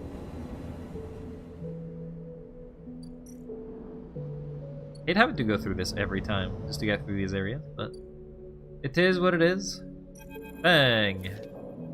When you enter the service dock, Fang is already set up. Crouched among the stacks of equipment, he is leaning over a terminal, bathed in a blue glow. He looks totally at home. Leaper, what do you think? It turns out not everyone in Haven Age is set against me. A couple of my old system pals managed to ship me some of my old gear. Gestures the pile of blinking hardware. Nice kit. Fang does a mock bow. What are we looking at? One massive smoking gun. He raises his eyebrows. Fang beckons you over. He's a set of scans on the waist in his terminal. His heat map of activity overlaid. A chunk of the derelict rim is blotchy with a bright red and orange marks. Does this look like a wasteland to you? Fang shakes his head. There's hundreds of convoy machines out there, all lined up in concealed hangars, and a whole underground facility to support them. Arden has got a crew out there putting them together. They must have been shipping them piece by piece throughout the shipyard, ready to assembly out here. Why? They're planning something. No one needs hundreds of heavy-duty reclamation drones to run this kind of operation. Maybe Arden masked this whole thing as an effort to clean up the wastes. There is no way this is about pulling scrap about for the eye. Fang looks worried. Why is Conway in the mix? That no one in Haven Age knows another corporation is setting up in the station. But they aren't stupid either. These scans are the best info I can get. The wastes are cut off from the eyes of the cloud of networks, and the greenway is a total dark zone. No data can come in and out. I can try. No use. You need to enter the cloud. There is no cloud to speak of. He turns and winks. That's why I'm going to pay them a visit. How? You forget. Haven Age came in and out of their all cycle. I should be able to get in. As long as no one I know sees me, grimaces painfully. But I need you on the outside to help you disable security systems and cut me a pathway through. There is no cloud access, but if I can get inside, I can open up nodes in their network and can work them in tandem. It's a massive facility, buried deep down there, miles of corridor and venture bentways wrapped around cargo bays and hangars. So it'll take more than a few cycles to work through it. But as long as you can keep them off my back, I know we can rip what we need out there. He pulls a handful of ripple-worms from his pocket and hands them to you. No, you're not doing any work. It's me who's doing all the work. You've done nothing. You literally have done nothing. These are the last of my little helpers I managed to salvage, so make them count. I managed to modify them slightly. This time they'll feed you data threads back to the system that they are tunneling into, creating a nasty little feedback loop. We run it just like did with the agents. Hack the nodes, I ping to locate the port for the security systems, and then I slot the worms in those systems and let them go to town. He points to a fuzzy silhouette of the various facility of the terminal. Here's an entryway. This is where you can access and slot the first worm. That'll fry the perimeter systems and get me past the first cordon. What I need from you is to keep an eye on the facility after you kick off. You see me pop up a security system, a server bank, to break in and slot a ripper to disable it as soon as you can. If I can't? Fang gives you a hard look. You miss a system, you wait too long, they are gonna find me. Simple as that. Taps you on the shoulder. I need you focused on this one, so I'm going to let you fire the starting gun. So I won't go until you slot that first worm. I'll leave the tracker running on the terminal here, so come back here if you want to see my progress. Affectionately pats on the top of the screen. Sounds risky. Risky? This is audacious at least, he grins. Wouldn't be worth if it wasn't. Fang gets up. It's all in place. You just need to make your own operations that slot that worm, he stretches. Just don't wait too long. I'm getting bored with all this sneaking around. Once I'm inside, I'll get proof of what we need and end this whole thing, no matter what. Crouches to check the terminal. We can't take longer than 6 cycles on this thing. Remember that. He stands up. Oh, and one last thing. He lowers his voice. If I get caught, or you can't reach me, or we run out of time, there is one thing I need you to do. Don't talk like that. Just listen, he hisses. You've never seen Feng so serious. You take whatever I have managed to pull at that point, all that data, and you slot that stuff straight into the relay I've set up here. Points all the pile of servers and terminals, hook them to the dock. Cables as thick as your arm. I repurposed the dock's SOS broadcast system to beam out whenever you put in. Anyone in that terminal, a slate, or a server on the eye will see it. That means Haven Age, Yatagan, the hub, everyone. No matter what, Hardin isn't not snaking away this time, he grins.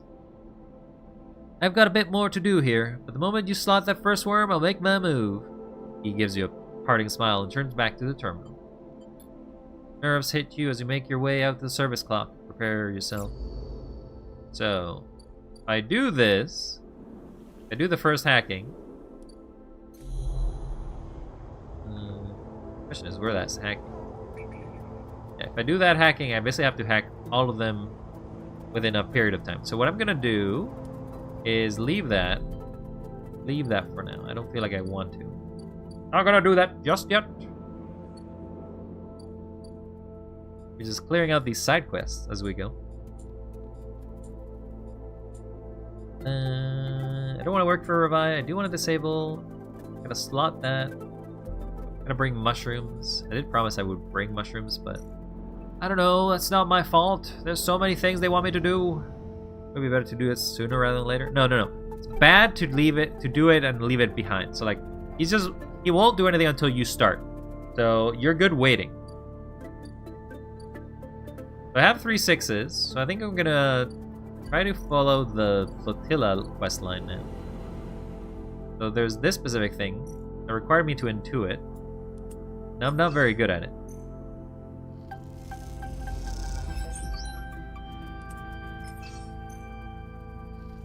$50-50.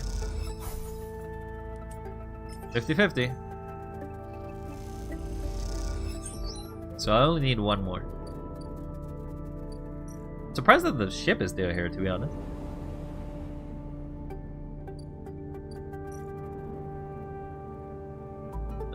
Well, in the cycle?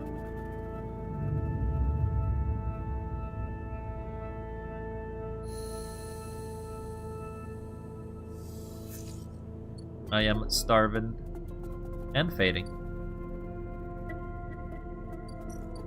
We will go feed ourselves some mushrooms.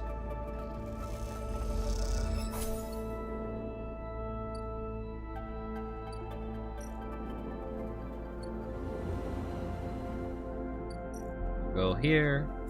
Spend our 4 maybe?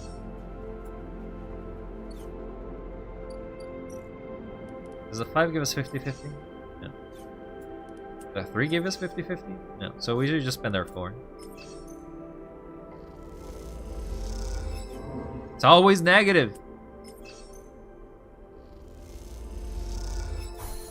There you go. Ooh, it's Castor. Quite the achievement, isn't it, she?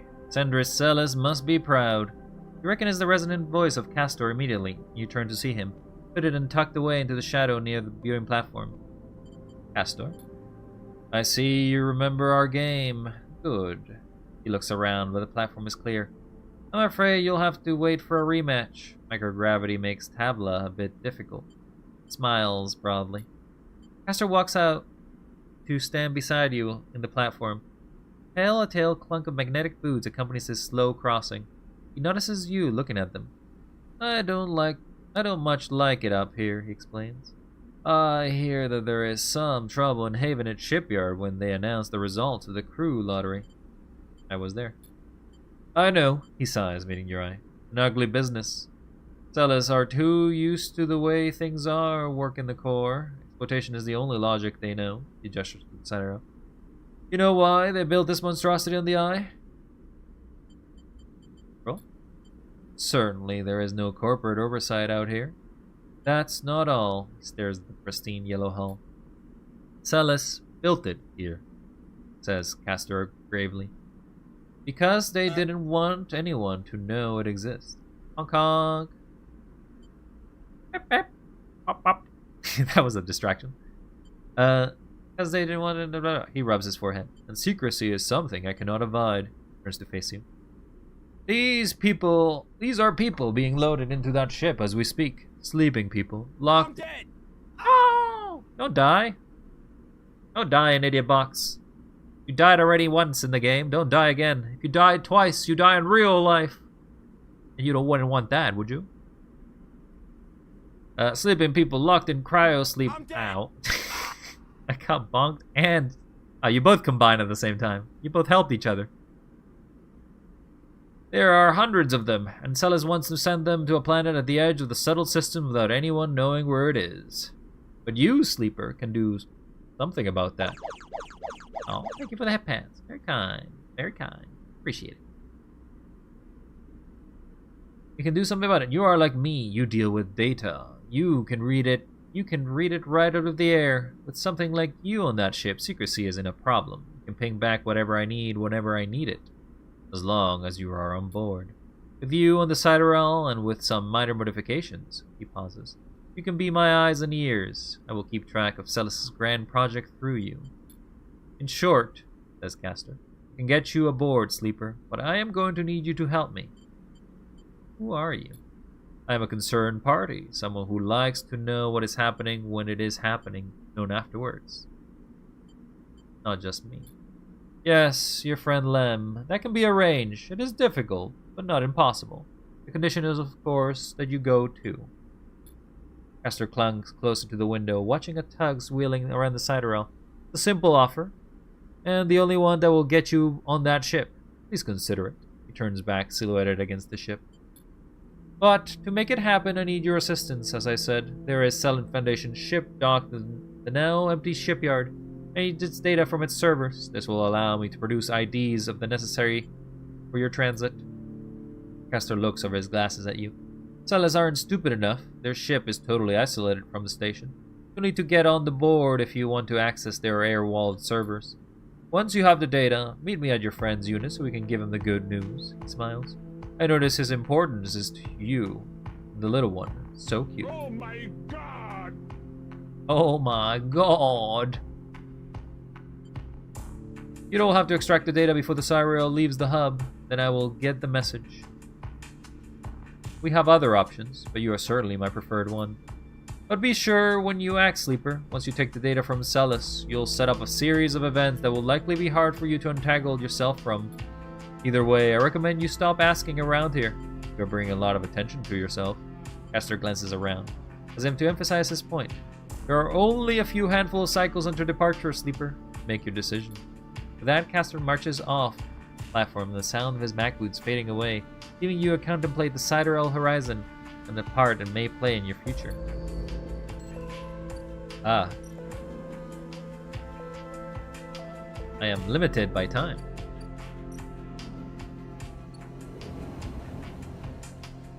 So if I want to leave with the Siderel horizon, which was my original goal to leave with Lem, I have to do that. I have so much free time. I've been here since the beginning. Wow, that's a lot of free time. Hey, I'm glad you sticked around there, Spritey. Hopefully you're finding something you like. This is a critical action, so I can only do it once.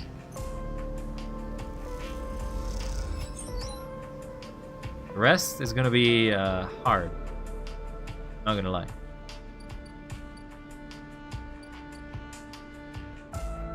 Well,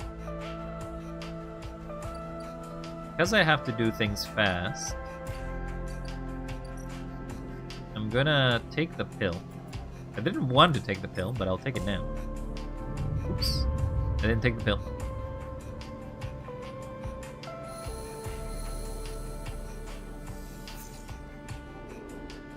I be starving.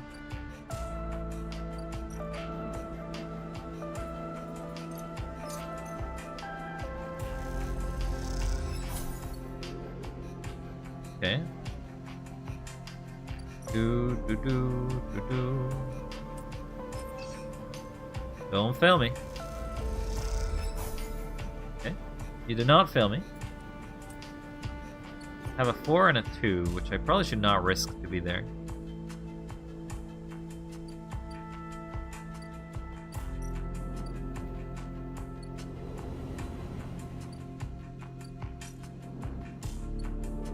Now I'm in a race against doing a lot of quests at the same time. Hopefully I can do this one pretty easily.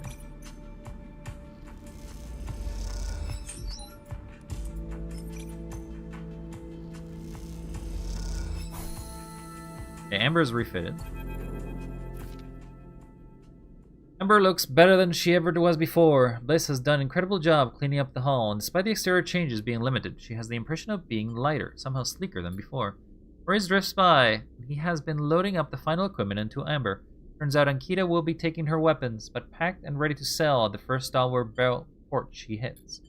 And now Maurice is done. He seems in a kind of daze, floating back forth aimlessly. You okay, Maurice? What's that? Turns. Oh, right, yeah. Packed and stacked. He smiles in a weak wave. I was hoping Miss Cassetta would let me keep a warhead. What do you think of her? Miss Cassetta? He shrugs. She seems tired. Older than she looks. Hey, Sleeper. He looks down. Did you know Bliss was leaving? I understand now. He told them. That's why he is like this. I did. He nods distractedly. He said this place is mine. He looks up around the bay, and suddenly some vast space he doesn't know what to do with. Ended it? He looks down at you at a glazed look in his face. I don't know. I just don't know. A dark look suddenly crosses his face. Hey, Sleeper, it was something Bliss says. Are you going too? Before you can answer, Ankita glides into the bay, massive crate on his shoulder. Sleeper, you coming or what? This is already on board. Stops by the terminal, holding her in place. Maurice looks at her with a dazed expression.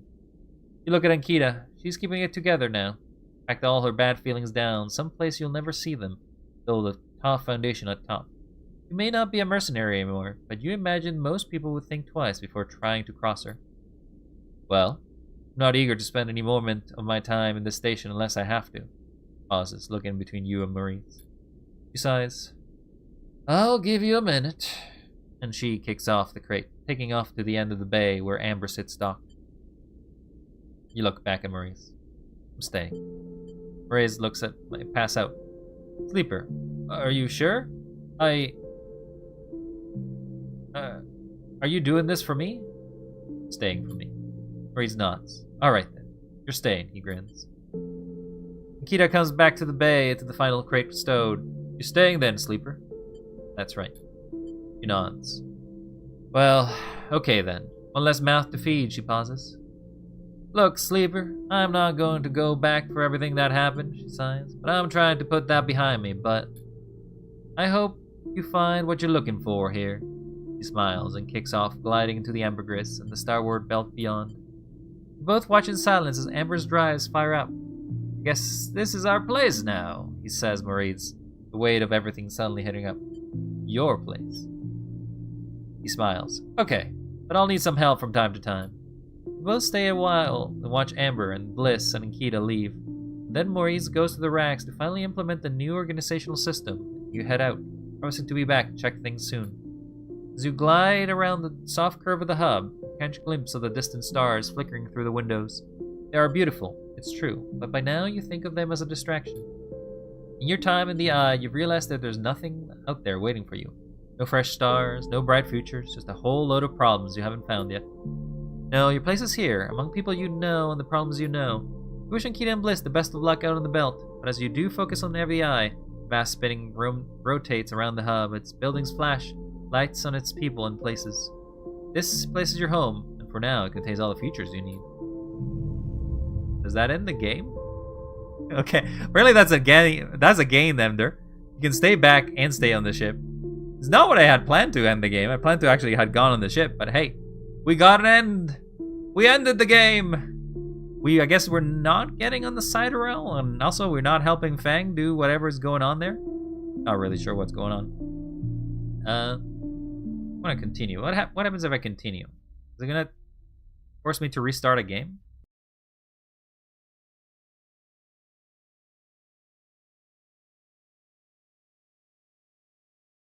Excuse me. I wanted to get on the ship. You forced me to instead not get on the ship. Oh. Next round is yours. Maurice arrives at the table, a couple steel drink canisters, typical of the hub's only bar, the gimbal lounge. He settles into a web beside the table of clunks them onto the magnetic table. The place you have decided is ridiculous. Rapidly spinning cavernous sphere, the gimbal's weak gravity, just like the gravity of the eye's rim, is created by gut-wrenching rotation. Interior of the surface of the sphere is a gimbal's floor, which descends towards the equator, where one long bar loops around the entire circumference. Tumbling out of the central ring are an array of booths and seating arrangements equipped with all kinds of harnesses and webbing to keep customers in place. Those harnesses are there because the gimbal doesn't quite spin up fast enough, and you watch as the clientele bounce towards the bars and lazy arcs or shift from table to table with graceful leaps. "What were you thinking?" asked Maurice, noticing you staring into the gimbal. "What to do next?" Maurice looks out in the gimbal. "I try not to think too hard about that," says absent-mindedly. Maurice takes a drink. "So, Sleeper, you sticking around?"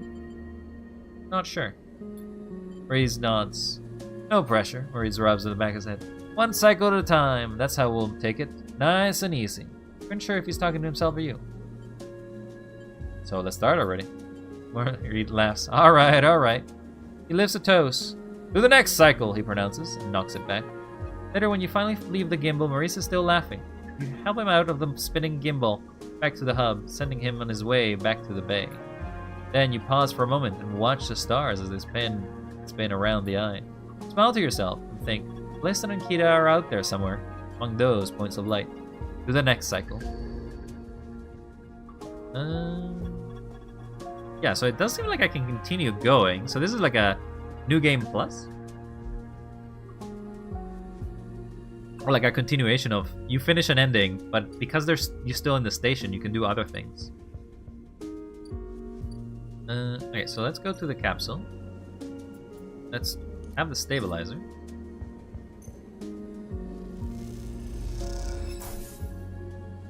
We'll end the cycle.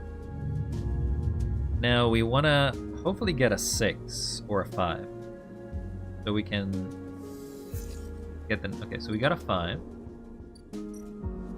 We want to get the hacking.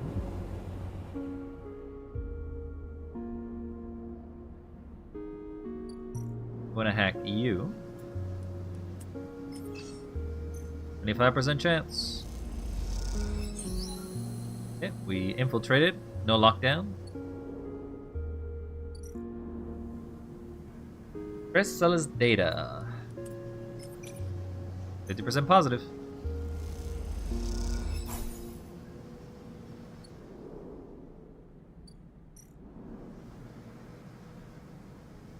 The data is extracted. I wonder what happens if you got a critical there.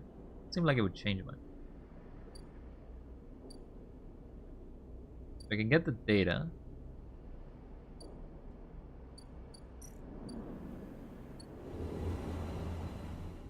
I got a few days, so I don't have to go. No, actually, I do have to talk to him. I think I do, because he won't let me go anywhere. You arrive, Lem and Mina's unit. Castor's already waiting outside, leaning beside the door. Forgive me, Sleeper, but Celis is already buzzing with news of the breach. I was expecting you. I don't like you tracking me. That is unfortunate, Sleeper, because that is exactly what I will be doing for the foreseeable future. Castor reaches out of his pocket and produces a sleek, lean, white hand terminal. The data, please. What is that? Something I acquired from Celis while you were busy on that ship. Castor pushes on his glasses. I haven't been waiting for you the entire time. You hand over the drive with the data, and the Castor fishes around the converter cable to hook it up. Slots it into the terminal end, and after some whirring, a set of 2 transparent films marked with numeric sequences are produced. 2 tickets to an uncertain future. Castor smiles at himself. The child will go with Lem, of course. He pockets them. These are yours. But first, holds out a white cube. Your side of the deal. What is it? Something to help us make use of you. Passes you a small square and rests it on your palm. Small white, perfect cube. Suddenly you feel a sharp pain. You flinch. Cube jumps from your hand and rattles along the walkway. You look to Castor apologetically. Castor smiles. No need to worry. It has done its job. Now it is for you to do yours. You look at the down. You see a tiny pinprick in the center of your palm. Nothing sinister. Castor puts down the terminal. Away. This way we can keep track of you on the side of your horizon. Whatever you need to do.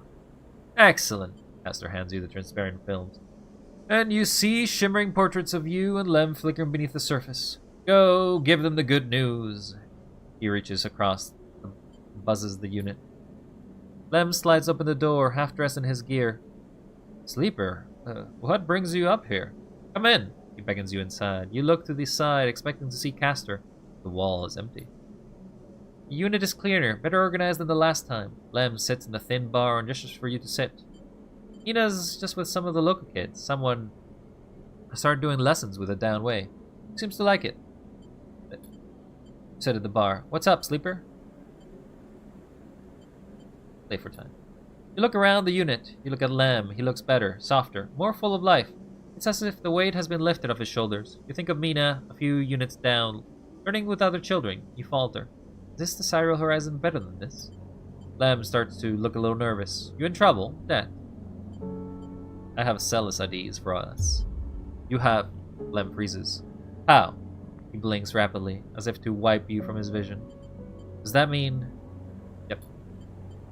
Lem stands up and paces around the unit. We have to pack. Holy shit, we have to pack. He turns back to you smiling. How the hell did you swing this, sleeper? We made a deal. What a deal! Color me impressed. You show him the ID films and he whistles at the portraits. Impressive stuff. Pats you on the shoulder. You should stay with me until we get home. We have to color together. Sure. Buzzer goes. That'll be her. Lem gets up and opens the door, and Mina, a bundle of energy life, rushes through the door. Robot! She shouts. Lem picks her up. Mina, you won't believe what they brought us. You flash her the passes. She looks confused. We're going away after all, Meanie. We are going after all away, Meanie. Oh no, that is him saying it. He lifts her up above her head. On the big, beautiful ship. Mina screams and Lem laughs. He puts Mina down. She runs over to you and hugs your legs. I love you, robot. She says quietly. Only you can hear. I love you too. And a while later, when you leave, you don't even think to check for Castor by the door until it is too late. Stop and turn halfway down the hallway. But there's nothing there. Even that little white cube is gone. So you keep walking. Back through the low end, deep in thought, excited and scared all at once. So, guess we can't leave any second now, huh?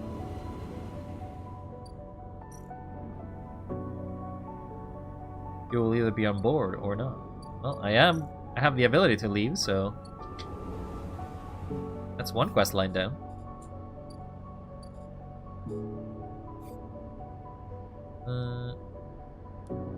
So, the next quest line to try to finish rapidly is the mushroom ones, I guess.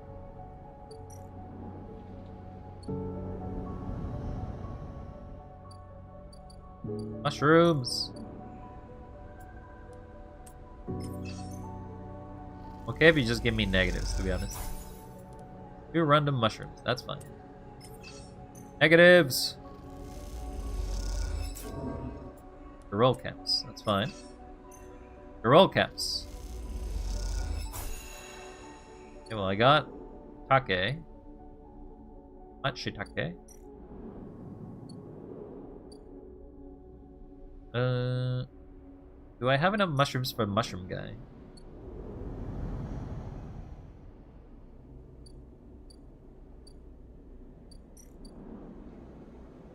I do.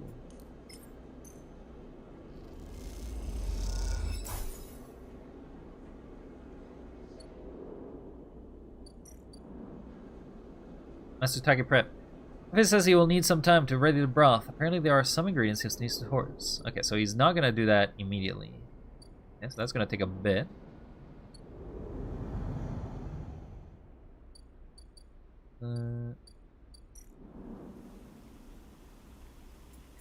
I can put these in.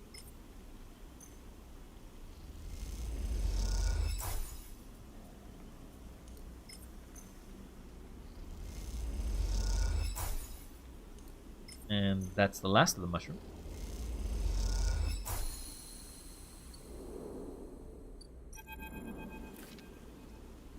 Rico meets with you at the entrance of the lab, leaning in her crutch with a glint in her eye. Walk with me, sleeper. I'd like to tell you a story.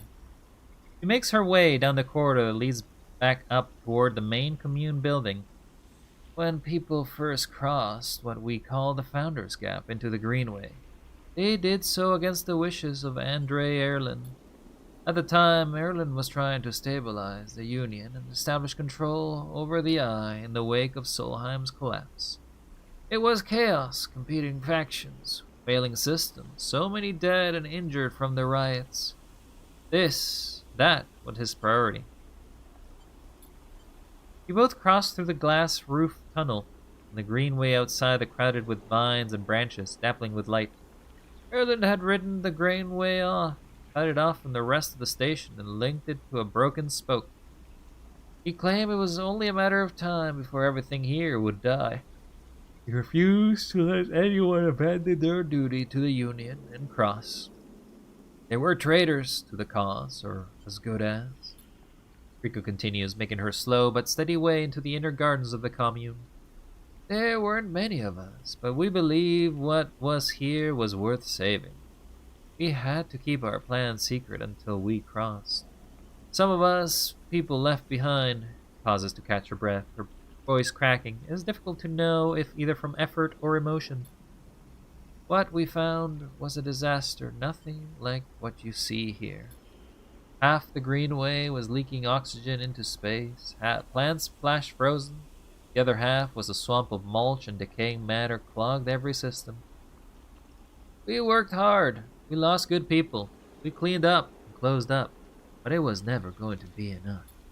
After many, many cycles, we all knew this place was doomed, but we kept on working, talking less and less, as we couldn't face it. We all developed death wish. The greenway was gonna die, so would we. What changed? Everything, Rico smiles. We crossed some invisible boundary, tipped some biological scale, and the greenway started to recover. Plants flowered, crops sprouted. For the first time, we reaped the fruits of our labor. Rico smiles, looking up at you. I thought it was us that we managed to do just enough to end the cycle of decay. I thought we had saved the greenway. Till today. You passed into the grow beds of the commune, rich with the hustle and bustle of the Haifa members, planting and harvesting. For a while, Rico is quiet, and you both simply observe the hypnotic movements of the work crews. Their eager chatter washing over you like a wave. Rico smiles to herself. I should have known, of course, that our arrogance was unfounded. But we needed to believe back then. We needed a myth to bring more people back across the gap. You both move into a smaller corridor. You're following some direction unknown to you. What you have shown me is that back then the greenway saved us, not the other way around. Tell me, have you ever consumed one of the matsutake or girol caps you've been growing? Yes. I imagine they are delicious, nutritious, almost uniquely so, she muses. After all, they were designed for you. Rico has a mischievous look. At first I thought it was the location they were grown and made the mushrooms from the aviary. From the labs, from the grove different from each other. But what I have come to understand is that it's the person growing them. Matsutake and the girol caps you brought with me are totally unique, containing compounds never seen found in similar specimens in my possession. Many of those compounds aren't digestible for humans, but for a sleeper like you. Rico smiles as she leads you into an eternal garden of commune. Oh, wait, how can I digest it? I'm a robot. I'm sorry. That's not right. The Haifa members have a plant species from all over the greenway. Back when the tide turned, when the greenway started to recover, we all felt something, a response. It was as if this place was not just alive, as a forest is alive, but alive in other ways, communicative, responsive. We shrugged it off at the time, but now I understand why. Rico stops and turns to you. This place is responding to us, adapting to itself. It is growing, fruiting bodies for you, for me. It is adapting, changing. And it is, in short, displaying all signs of sentience. The greenway is sentient? Perhaps not the Greenway, but the ecosystem itself, or something within it. Rico sits on a bench within the peaceful gardens and gestures for you to join her.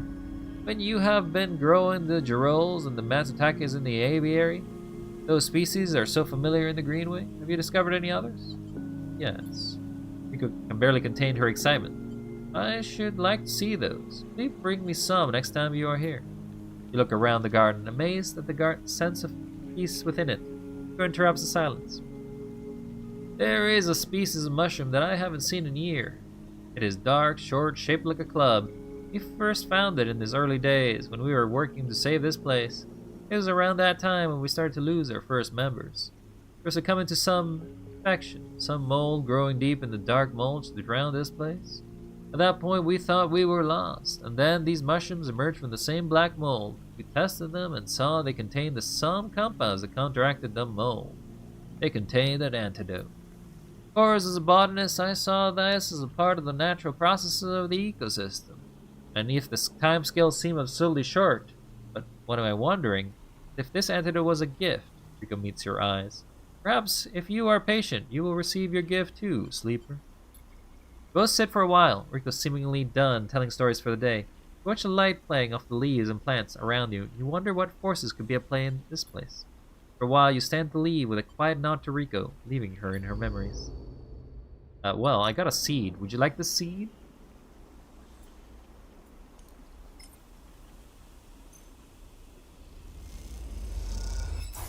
Okay, you're gonna need 3 of those, which not gonna happen. It's very unlikely to happen, I'll tell you that.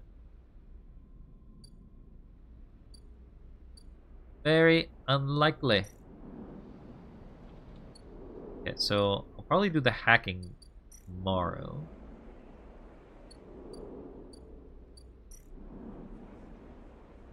Blend the cycle.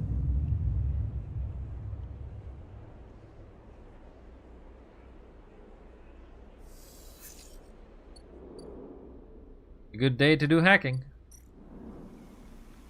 Still can't do that. Still can't do that. So I need a lot of spores for this.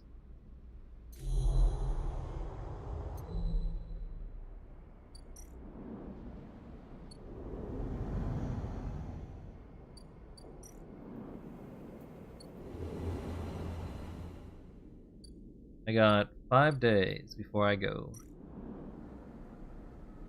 I'll do repairs so I can make money out of that.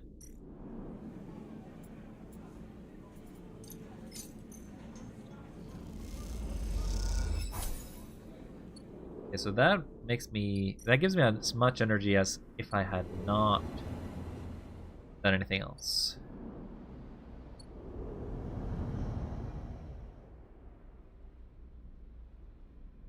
Alright, I'm ready for hacking. Give me the hacking. Hacking time. Purple worm, here we go.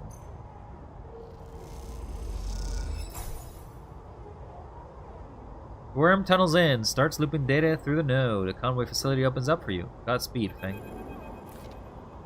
As you slot a worm, the thread jumps out of the facility and unspools in front of you, releasing like a data in ink and water. Sleeper. Fang voice crackles through. Moving in. Nodes, then ports. A whir of interference. Slot the worms. Timer starts now. Very safe. Thread dissipates. You are on your own now. A 3 or a 2. You can have my 2.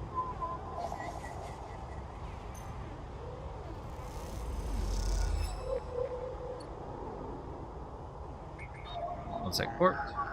Need a ripper worm.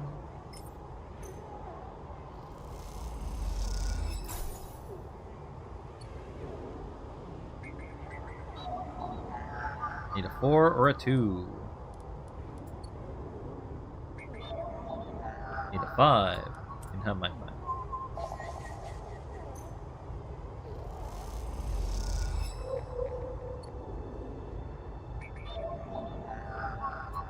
You can have my 4. Hey, free money.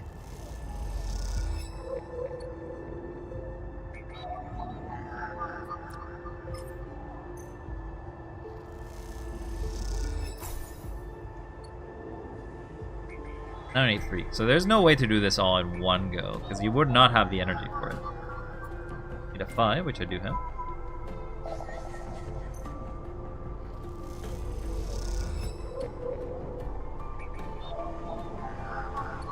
Need a 5 or a 3. 5 or 3, 6 or 2. 6 or 4. Okay, so I cannot continue. That's it. As much as I can do today.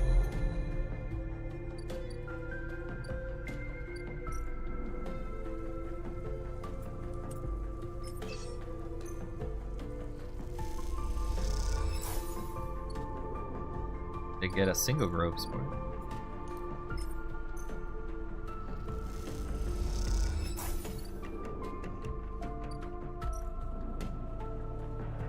Cycle. I can't keep going.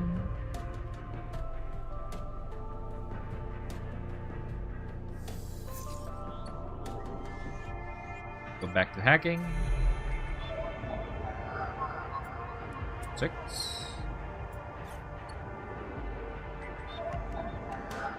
Need a 3 to do that.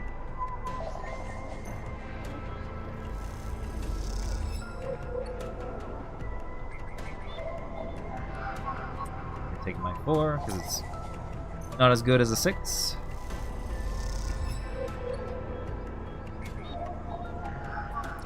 And here's the final ripper.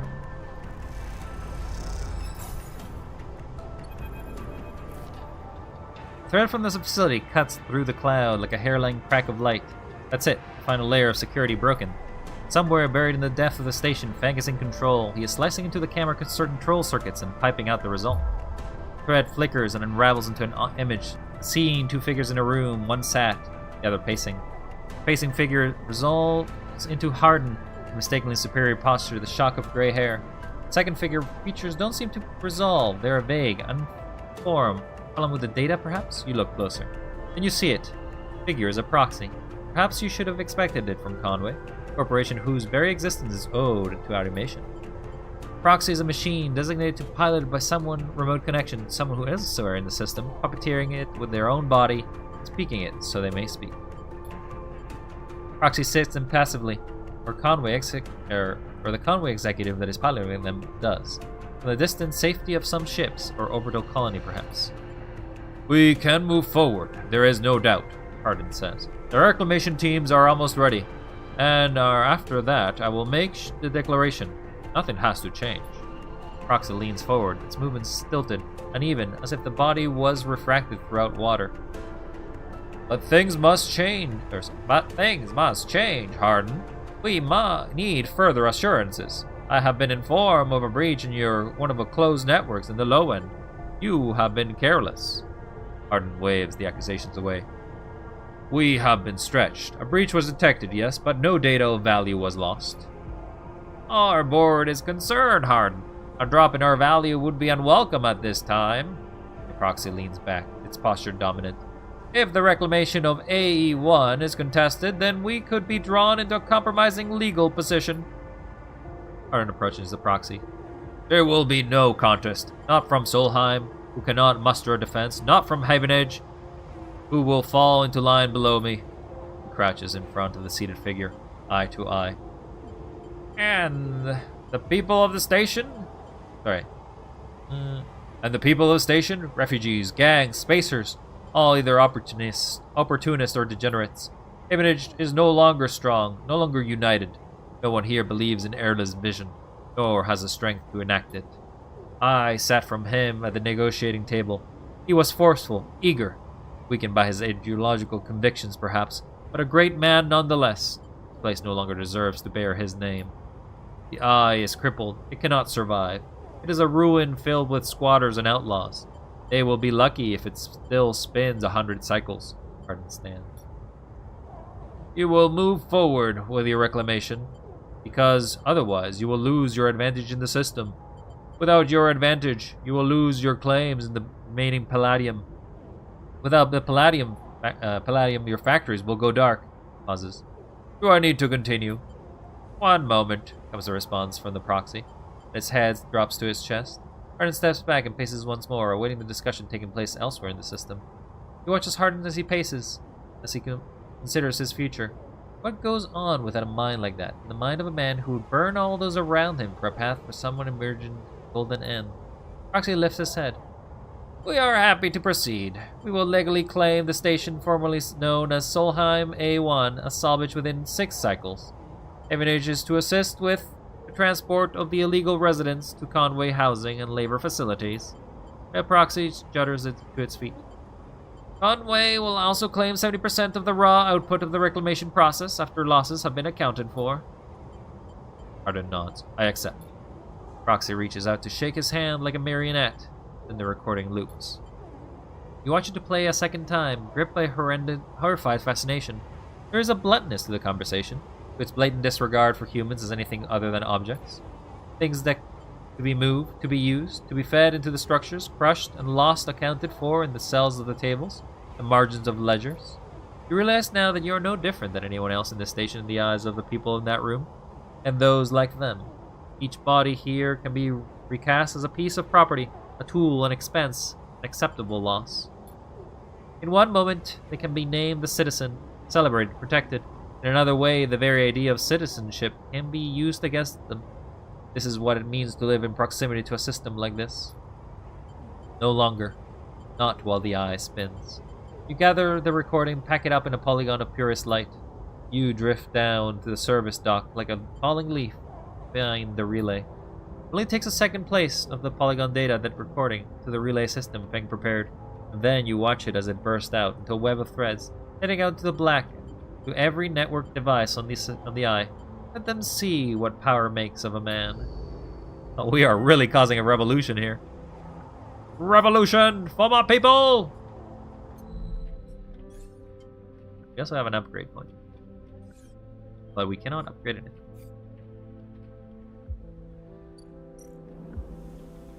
We gotta do that, but that's not gonna be easy.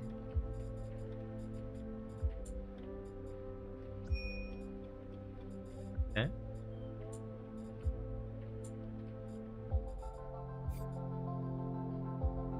Alright, well, I got some days to break.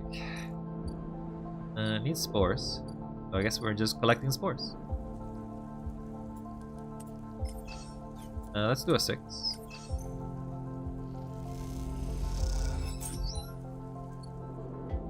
That gives us the spores we need.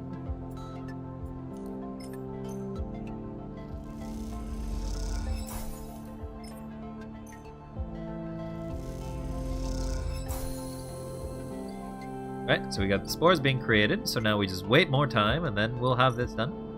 Things are gonna be coming to a close here very soon, because we are leaving this station, as we promised. That's the hope, anyway.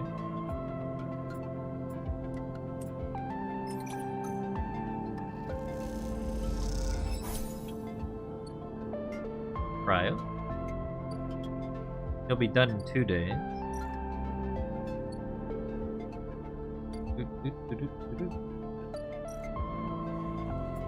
Happy to work.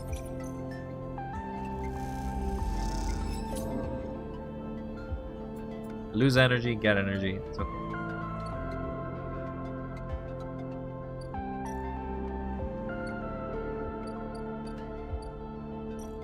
We have the ore fabricator.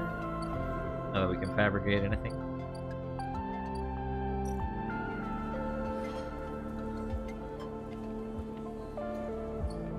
So apparently you can gamble.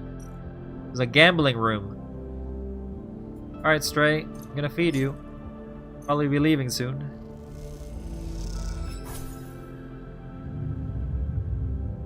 Chaos will be coming to the city very soon.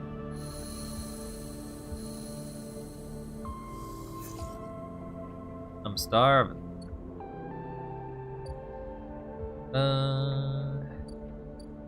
Memphis. This is preparing Matsutake cups. Matsutake cups. He cleans them carefully with a damp cloth before shaving the stalks, as if he was sharpening a pencil. His knife slides through them, revealing the bright white of flesh within. These are good, Sleeper. Very good, he says without looking up. I bartered with Ming-Ji for some kelp too, so we can brew the dashi. You know Ming-Ji? Memphis looks up, cutting at the smile. Everyone knows Ming-Ji.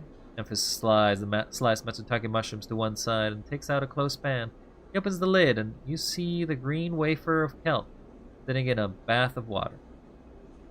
Been soaking it since last cycle, Memphis explains. Should be good to warm now. Places the pan over the burner and turns it on low. We have some time now. He wipes his hands clean and throws his cloth over his shoulder. However, this one's different. There is one difference this cycle, he smiles. You have been providing me the ingredients, so it's my turn to provide a story. Okay. Good. This story is important to me.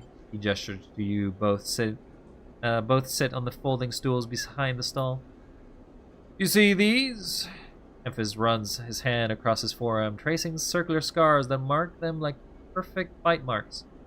Conway called it the Anchored Interface Rig, a mechanical control device for piloting a heavy-duty extraction suit and low-G industrial operations. That's a lot of jargon. We call it a bone suit. He points a pattern larger circles in his shoulder. They drill in and anchor in there, then all the way down the arm. Maps each scar on the way. It maps mechanical movements to the suit exactly. A 1-to-1 mechanical replication. You swing your arm, and a 2-ton arm swings too. You should have seen the recruitment bids. Strong people, even in stronger suits, tearing through stone and scrap. Superheroes. Half my graduating year signed up. From a company school to company shuttle. Conway from birth to death. Stares off into the distance for a moment, fighting with the memories. But the bone suits weren't good. The rate of failures were high. Failures meant arms torn off, anchors torn off, broken bones. Bad stuff. So after a while, Conway discontinued them. No longer competitive, they said. Checks the broth, turning down the heat and adding the mushrooms. So there we are, hundreds of us with surgical alterations for suits that didn't work. Sent us home. Back at the company colony, they spat us out to be cleaners, drivers, cooks. They gave us drugs for the pain and told us to make something of ourselves. When I deserted, driving some passing spacers to take me into orbit, there were only me and a couple others left. The rest just faded away. Arthritis, osteoporosis, they folded in on themselves like paper lanterns. That was my generation. Anchor points still ache, still burn. Touches the scars. But what burns worse is the betrayal. I've been on the eye long enough now, but that will never fade. Not that, not the faces of my friends. Memphis reaches over the sprinkles, a handful of leaves into the broth. It is ready. I'm sorry. Don't be. It was Conway's crime, and you know better than most that we went through. It is enough that you were here to listen. Memphis pours the broth into a double-walled metal bowl and hands it to you. Heat radiates you with your hands. Smell drifts up, rich and sharp, like a pine forest after the rain. You drink the broth slowly, chewing the matsutake and thinking. Memphis busies himself with the cleaning of pans in the bowl, sealing the kelp back up for another day. Then he quietly comes to sit with you while you finish your meal. Neither of you speak, prefer instead to let the story linger in the air a little longer. It is not that there is nothing to say. There are sometimes moments after something. Speaking breaks the spell. So both of you idle, eager to be in each other's company. Memphis taking longer over his cleaning, his packing, you savoring over the final dregs of the broth. You finally finish and hand in the bowl. You feel the spell break. The story leaves you both. And as you leave, you know that both of you are somehow a little more empty, a little more full than before. It's a good story. And another upgrade. 2 upgrade points. Need 1 more point. 1 more point. Alright, well. A good story.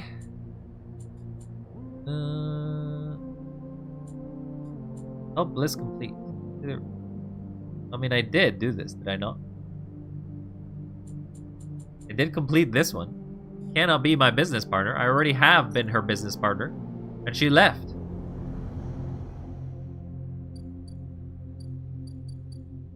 Silly game. Yeah, there's nothing else to do, it seems.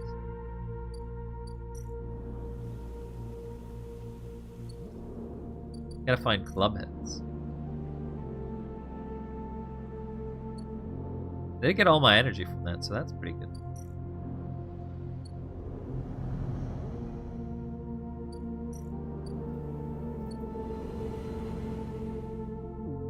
We'll be leaving him 3 cycles.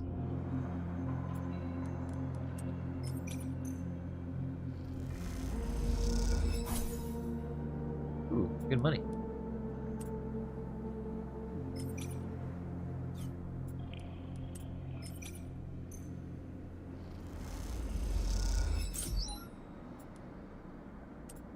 Not that I need all this money, but sure.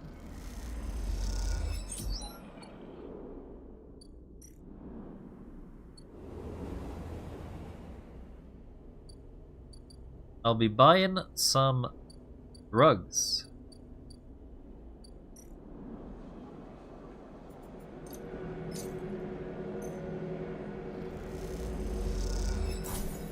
Thank you for the drugs. So tomorrow, you'll have the thing happen.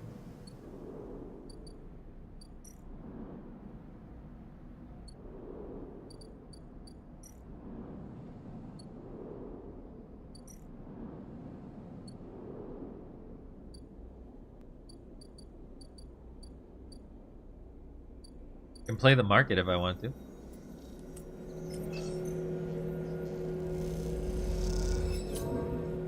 Nope. I suck at playing the market, everyone. Suck at it.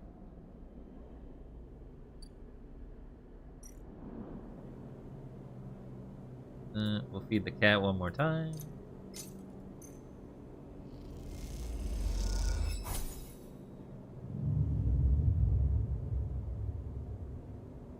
Alright. See it in chaos now.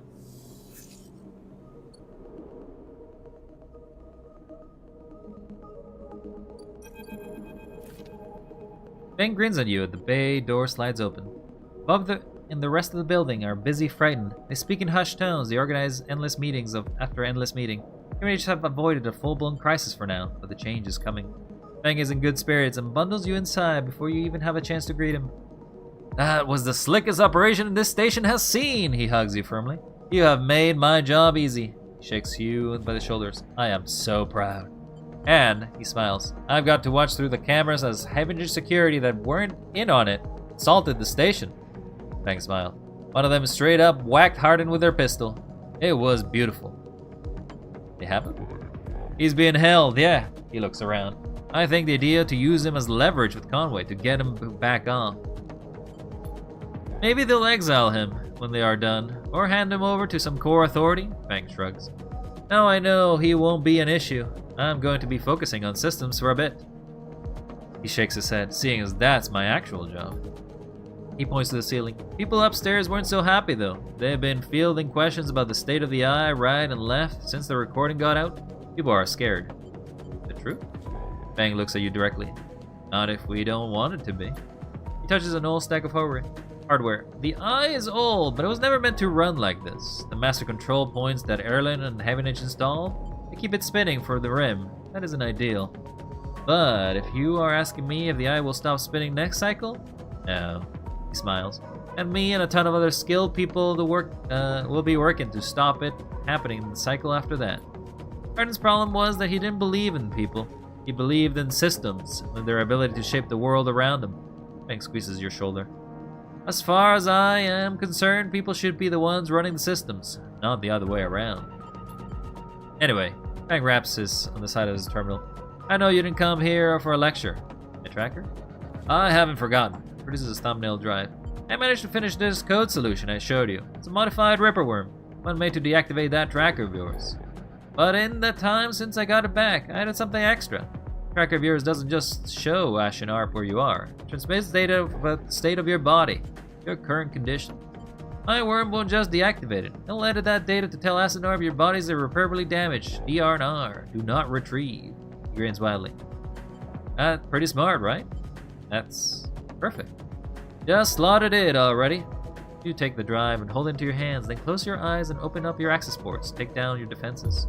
The worm immediately enters your close network. It whips through it, taking things as it goes. The moment they are gone, you forget they were even there. You just blink out of existence. A second later, it is done. You open your eyes. How do you feel? He asks, a little nervously. The same. Give it time. He pats you on the shoulder, and looks like a he looks at the terminal screen. Logs tell me it worked. Feel it or not, you are free. Fang looks the word free hang in the air a little while before continues. Seems like it may be finally time for a celebration. Fang wraps his arms around you. Jenna still owes us those drinks. He laughs and you join him. Later, when you leave, you feel deeply thankful for having such a friend. As you walk away from the building, you look up the wide curve of the eye, up the hub and the other rims beyond it. The whole thing twinkles with lights, and it seems impossible to see it just as another thing that breathtakingly beautiful feels in that moment like something eternal. That doesn't mean it can't, or even should, last forever, or that it will never change, fade, or decay. It simply means that in this moment, this place is a future, and it is one that you know, deeply and truly, is worth protecting. Woo! Another upgrade! Woo! Although we need upgrades, but thank you. Thank you very much. Alright, well, that's another path completed, I guess. We don't really want to work for Ravaya, as we mentioned before. But I imagine that's the only way we're going to see the Doctor. At some point, you kind of have to do those quests to follow specific people.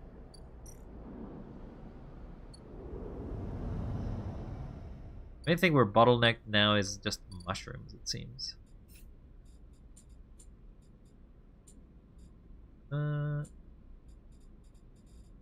Yeah, that's the only thing I can do.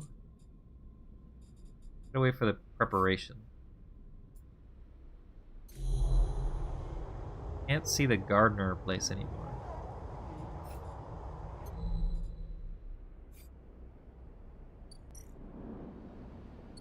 I guess I'm just gonna be working. I'm gonna spend some days working. Or maybe hacking, I guess. 3 and a 1. Have it.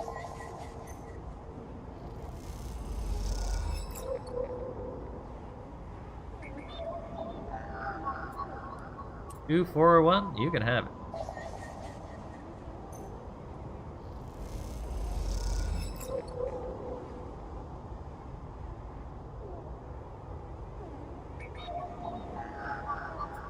One, 4, or 2.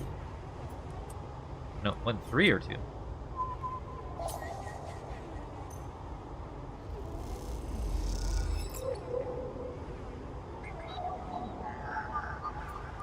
One, 3, or 2.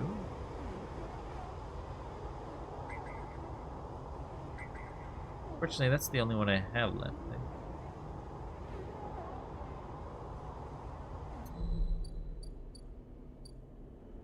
Guess I'm working at the bar.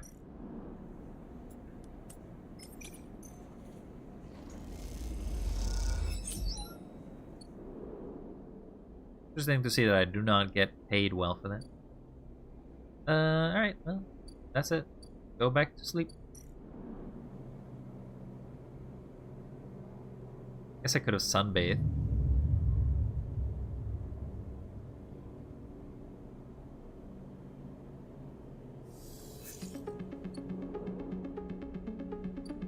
Need me some shrooms.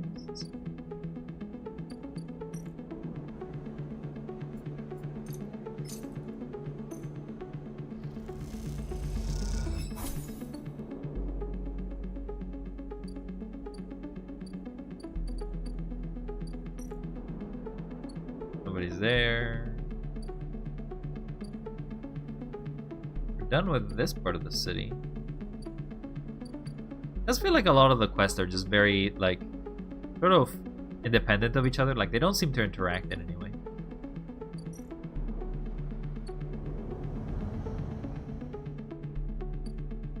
Need one more day for that.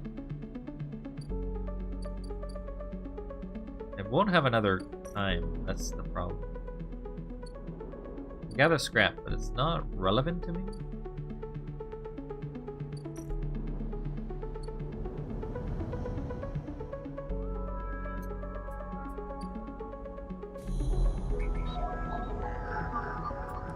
You can have my tool.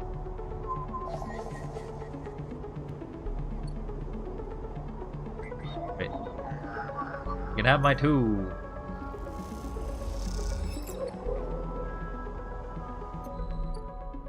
Then I can go back to you.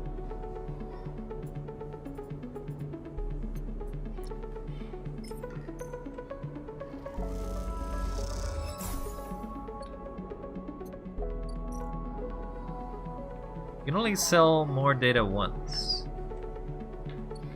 You'll only get one access of data. Okay. I am still flickering.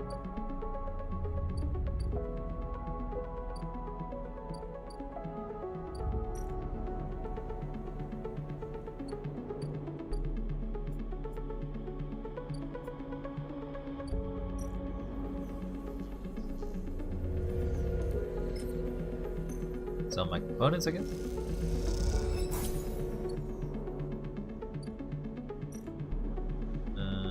Don't need to order fungus.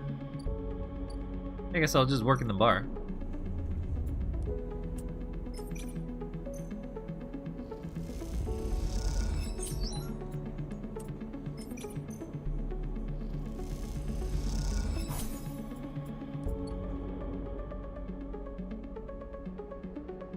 I don't need money.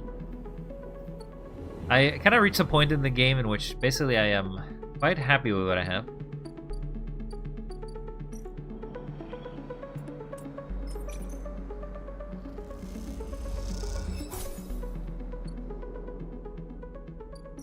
Alright, well, that's the end of the game, I guess. Because I feel like once I go to sleep here, it will just force me to go to the next place.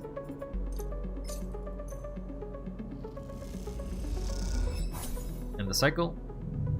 Let's take a ship ride out of here. We're able to fix this place. Give some people some chances. We got 2 6s, so there's actually a chance we get the mushroom.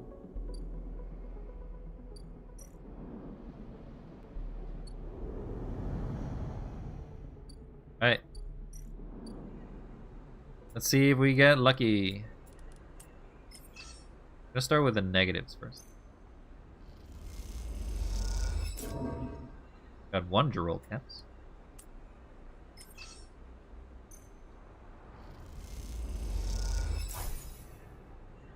I got a neutral outcome, so unlikely, but I can probably feed the place now.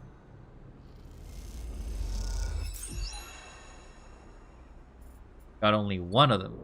Shame. Alright. Gonna get your final one. But I do believe I have your 2 mushrooms.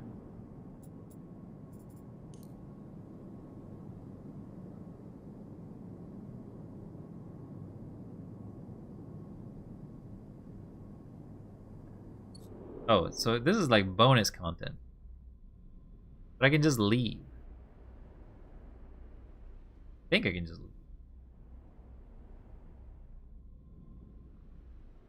I'm not gonna bother. I'm gonna get out of here. I think I've had my fill of sleeper.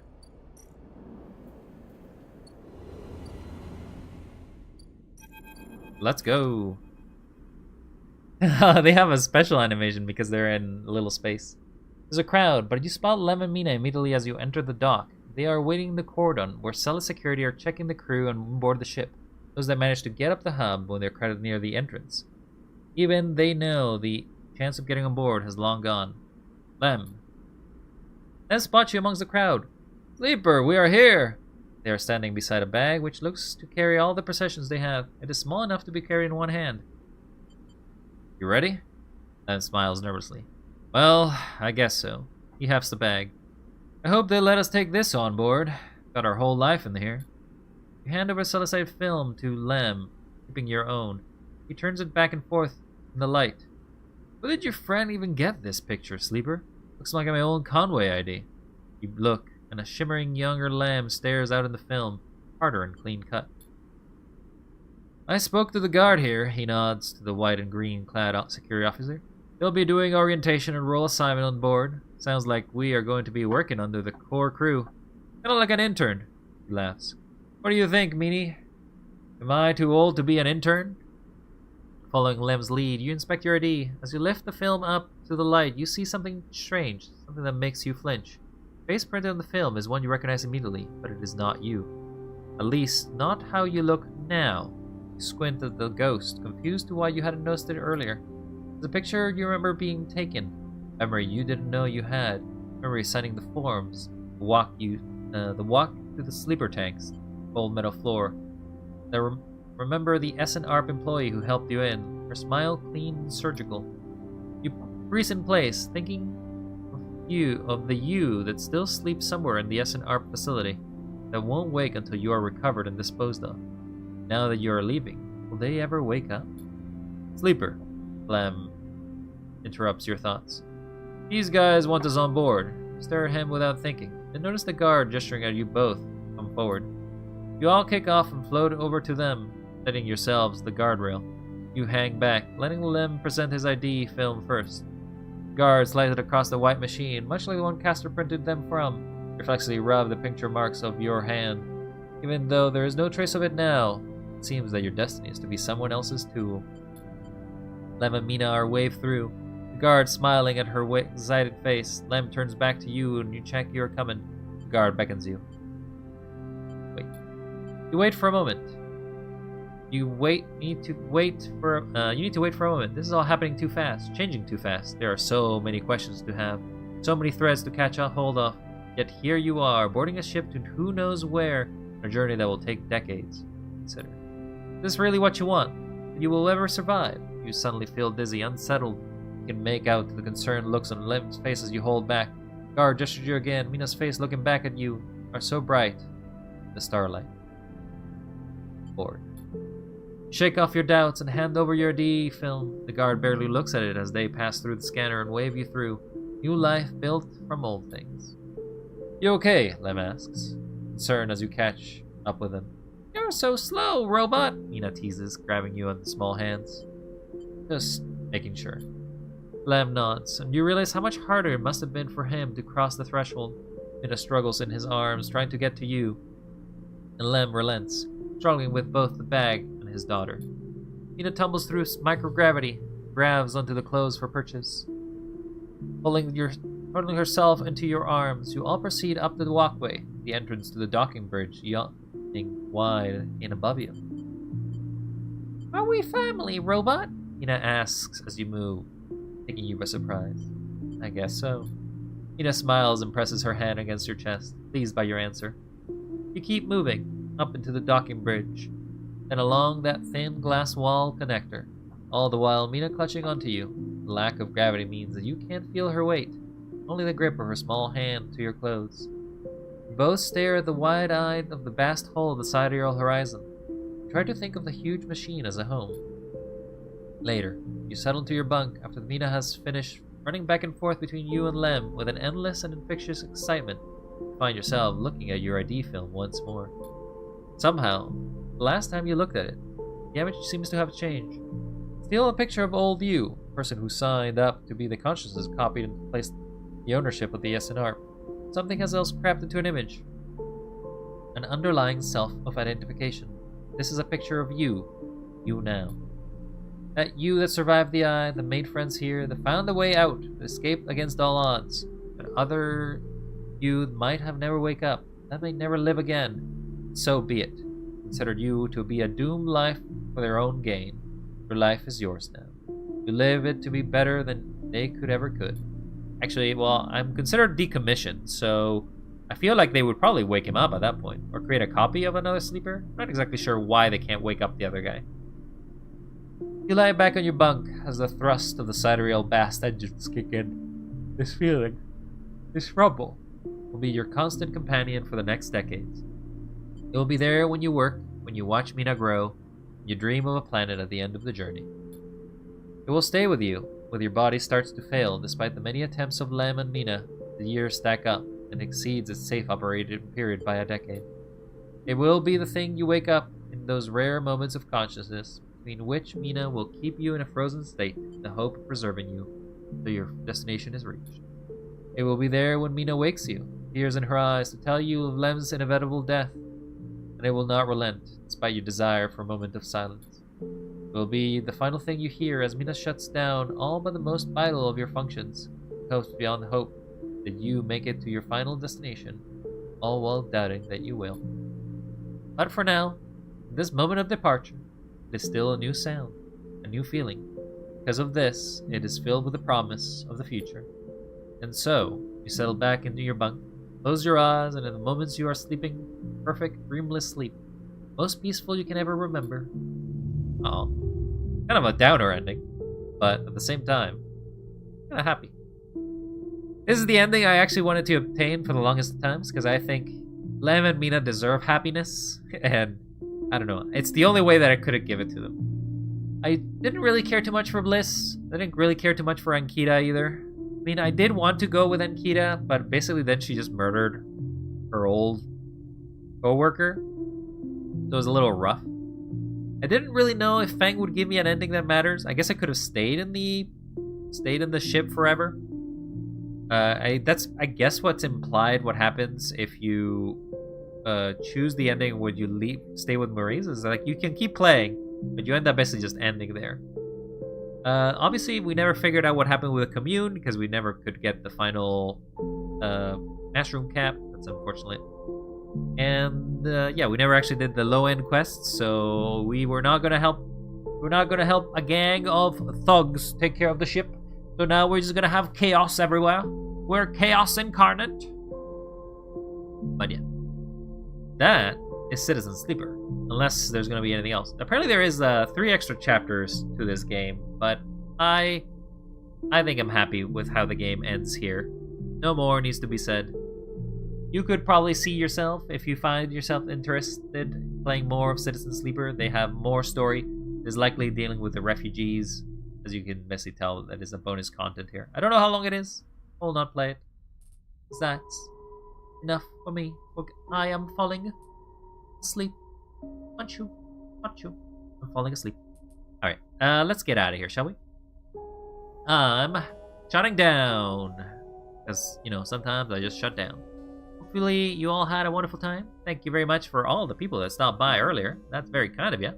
And everybody who stopped by and is still here, you're also very kind. Thank you.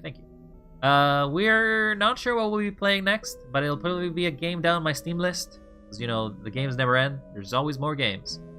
If you wanted a review of Citizen Sleeper, it is an okay narrative game. I enjoyed it. It's sort of a nice story. It's a lot of reading. I don't know if you want to play a game in which you have to read everything, but it's a story-based game, or it's a sort of like a choose-your-own-adventure game. It's pretty good. I like the story. A lot of compellingness. The characters are somewhat compelling, but sometimes you feel like, why am I helping you? I feel like I just want to be done with this. But it was good. Good while it lasted. Anyway, I'm gonna go out of here. So, peace. You be good, because you gotta be good.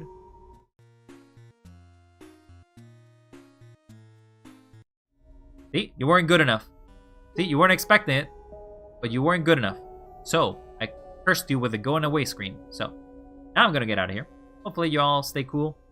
I'm gonna go think about what's going on in my life. And maybe defrag a bit. Yeah. See y'all next time. Don't forget to stay wild, be cool, and don't sleep with the sleepers. And don't citizen with the citizens. Or you'll have to I don't know. I don't do endings. Bye. Ciao.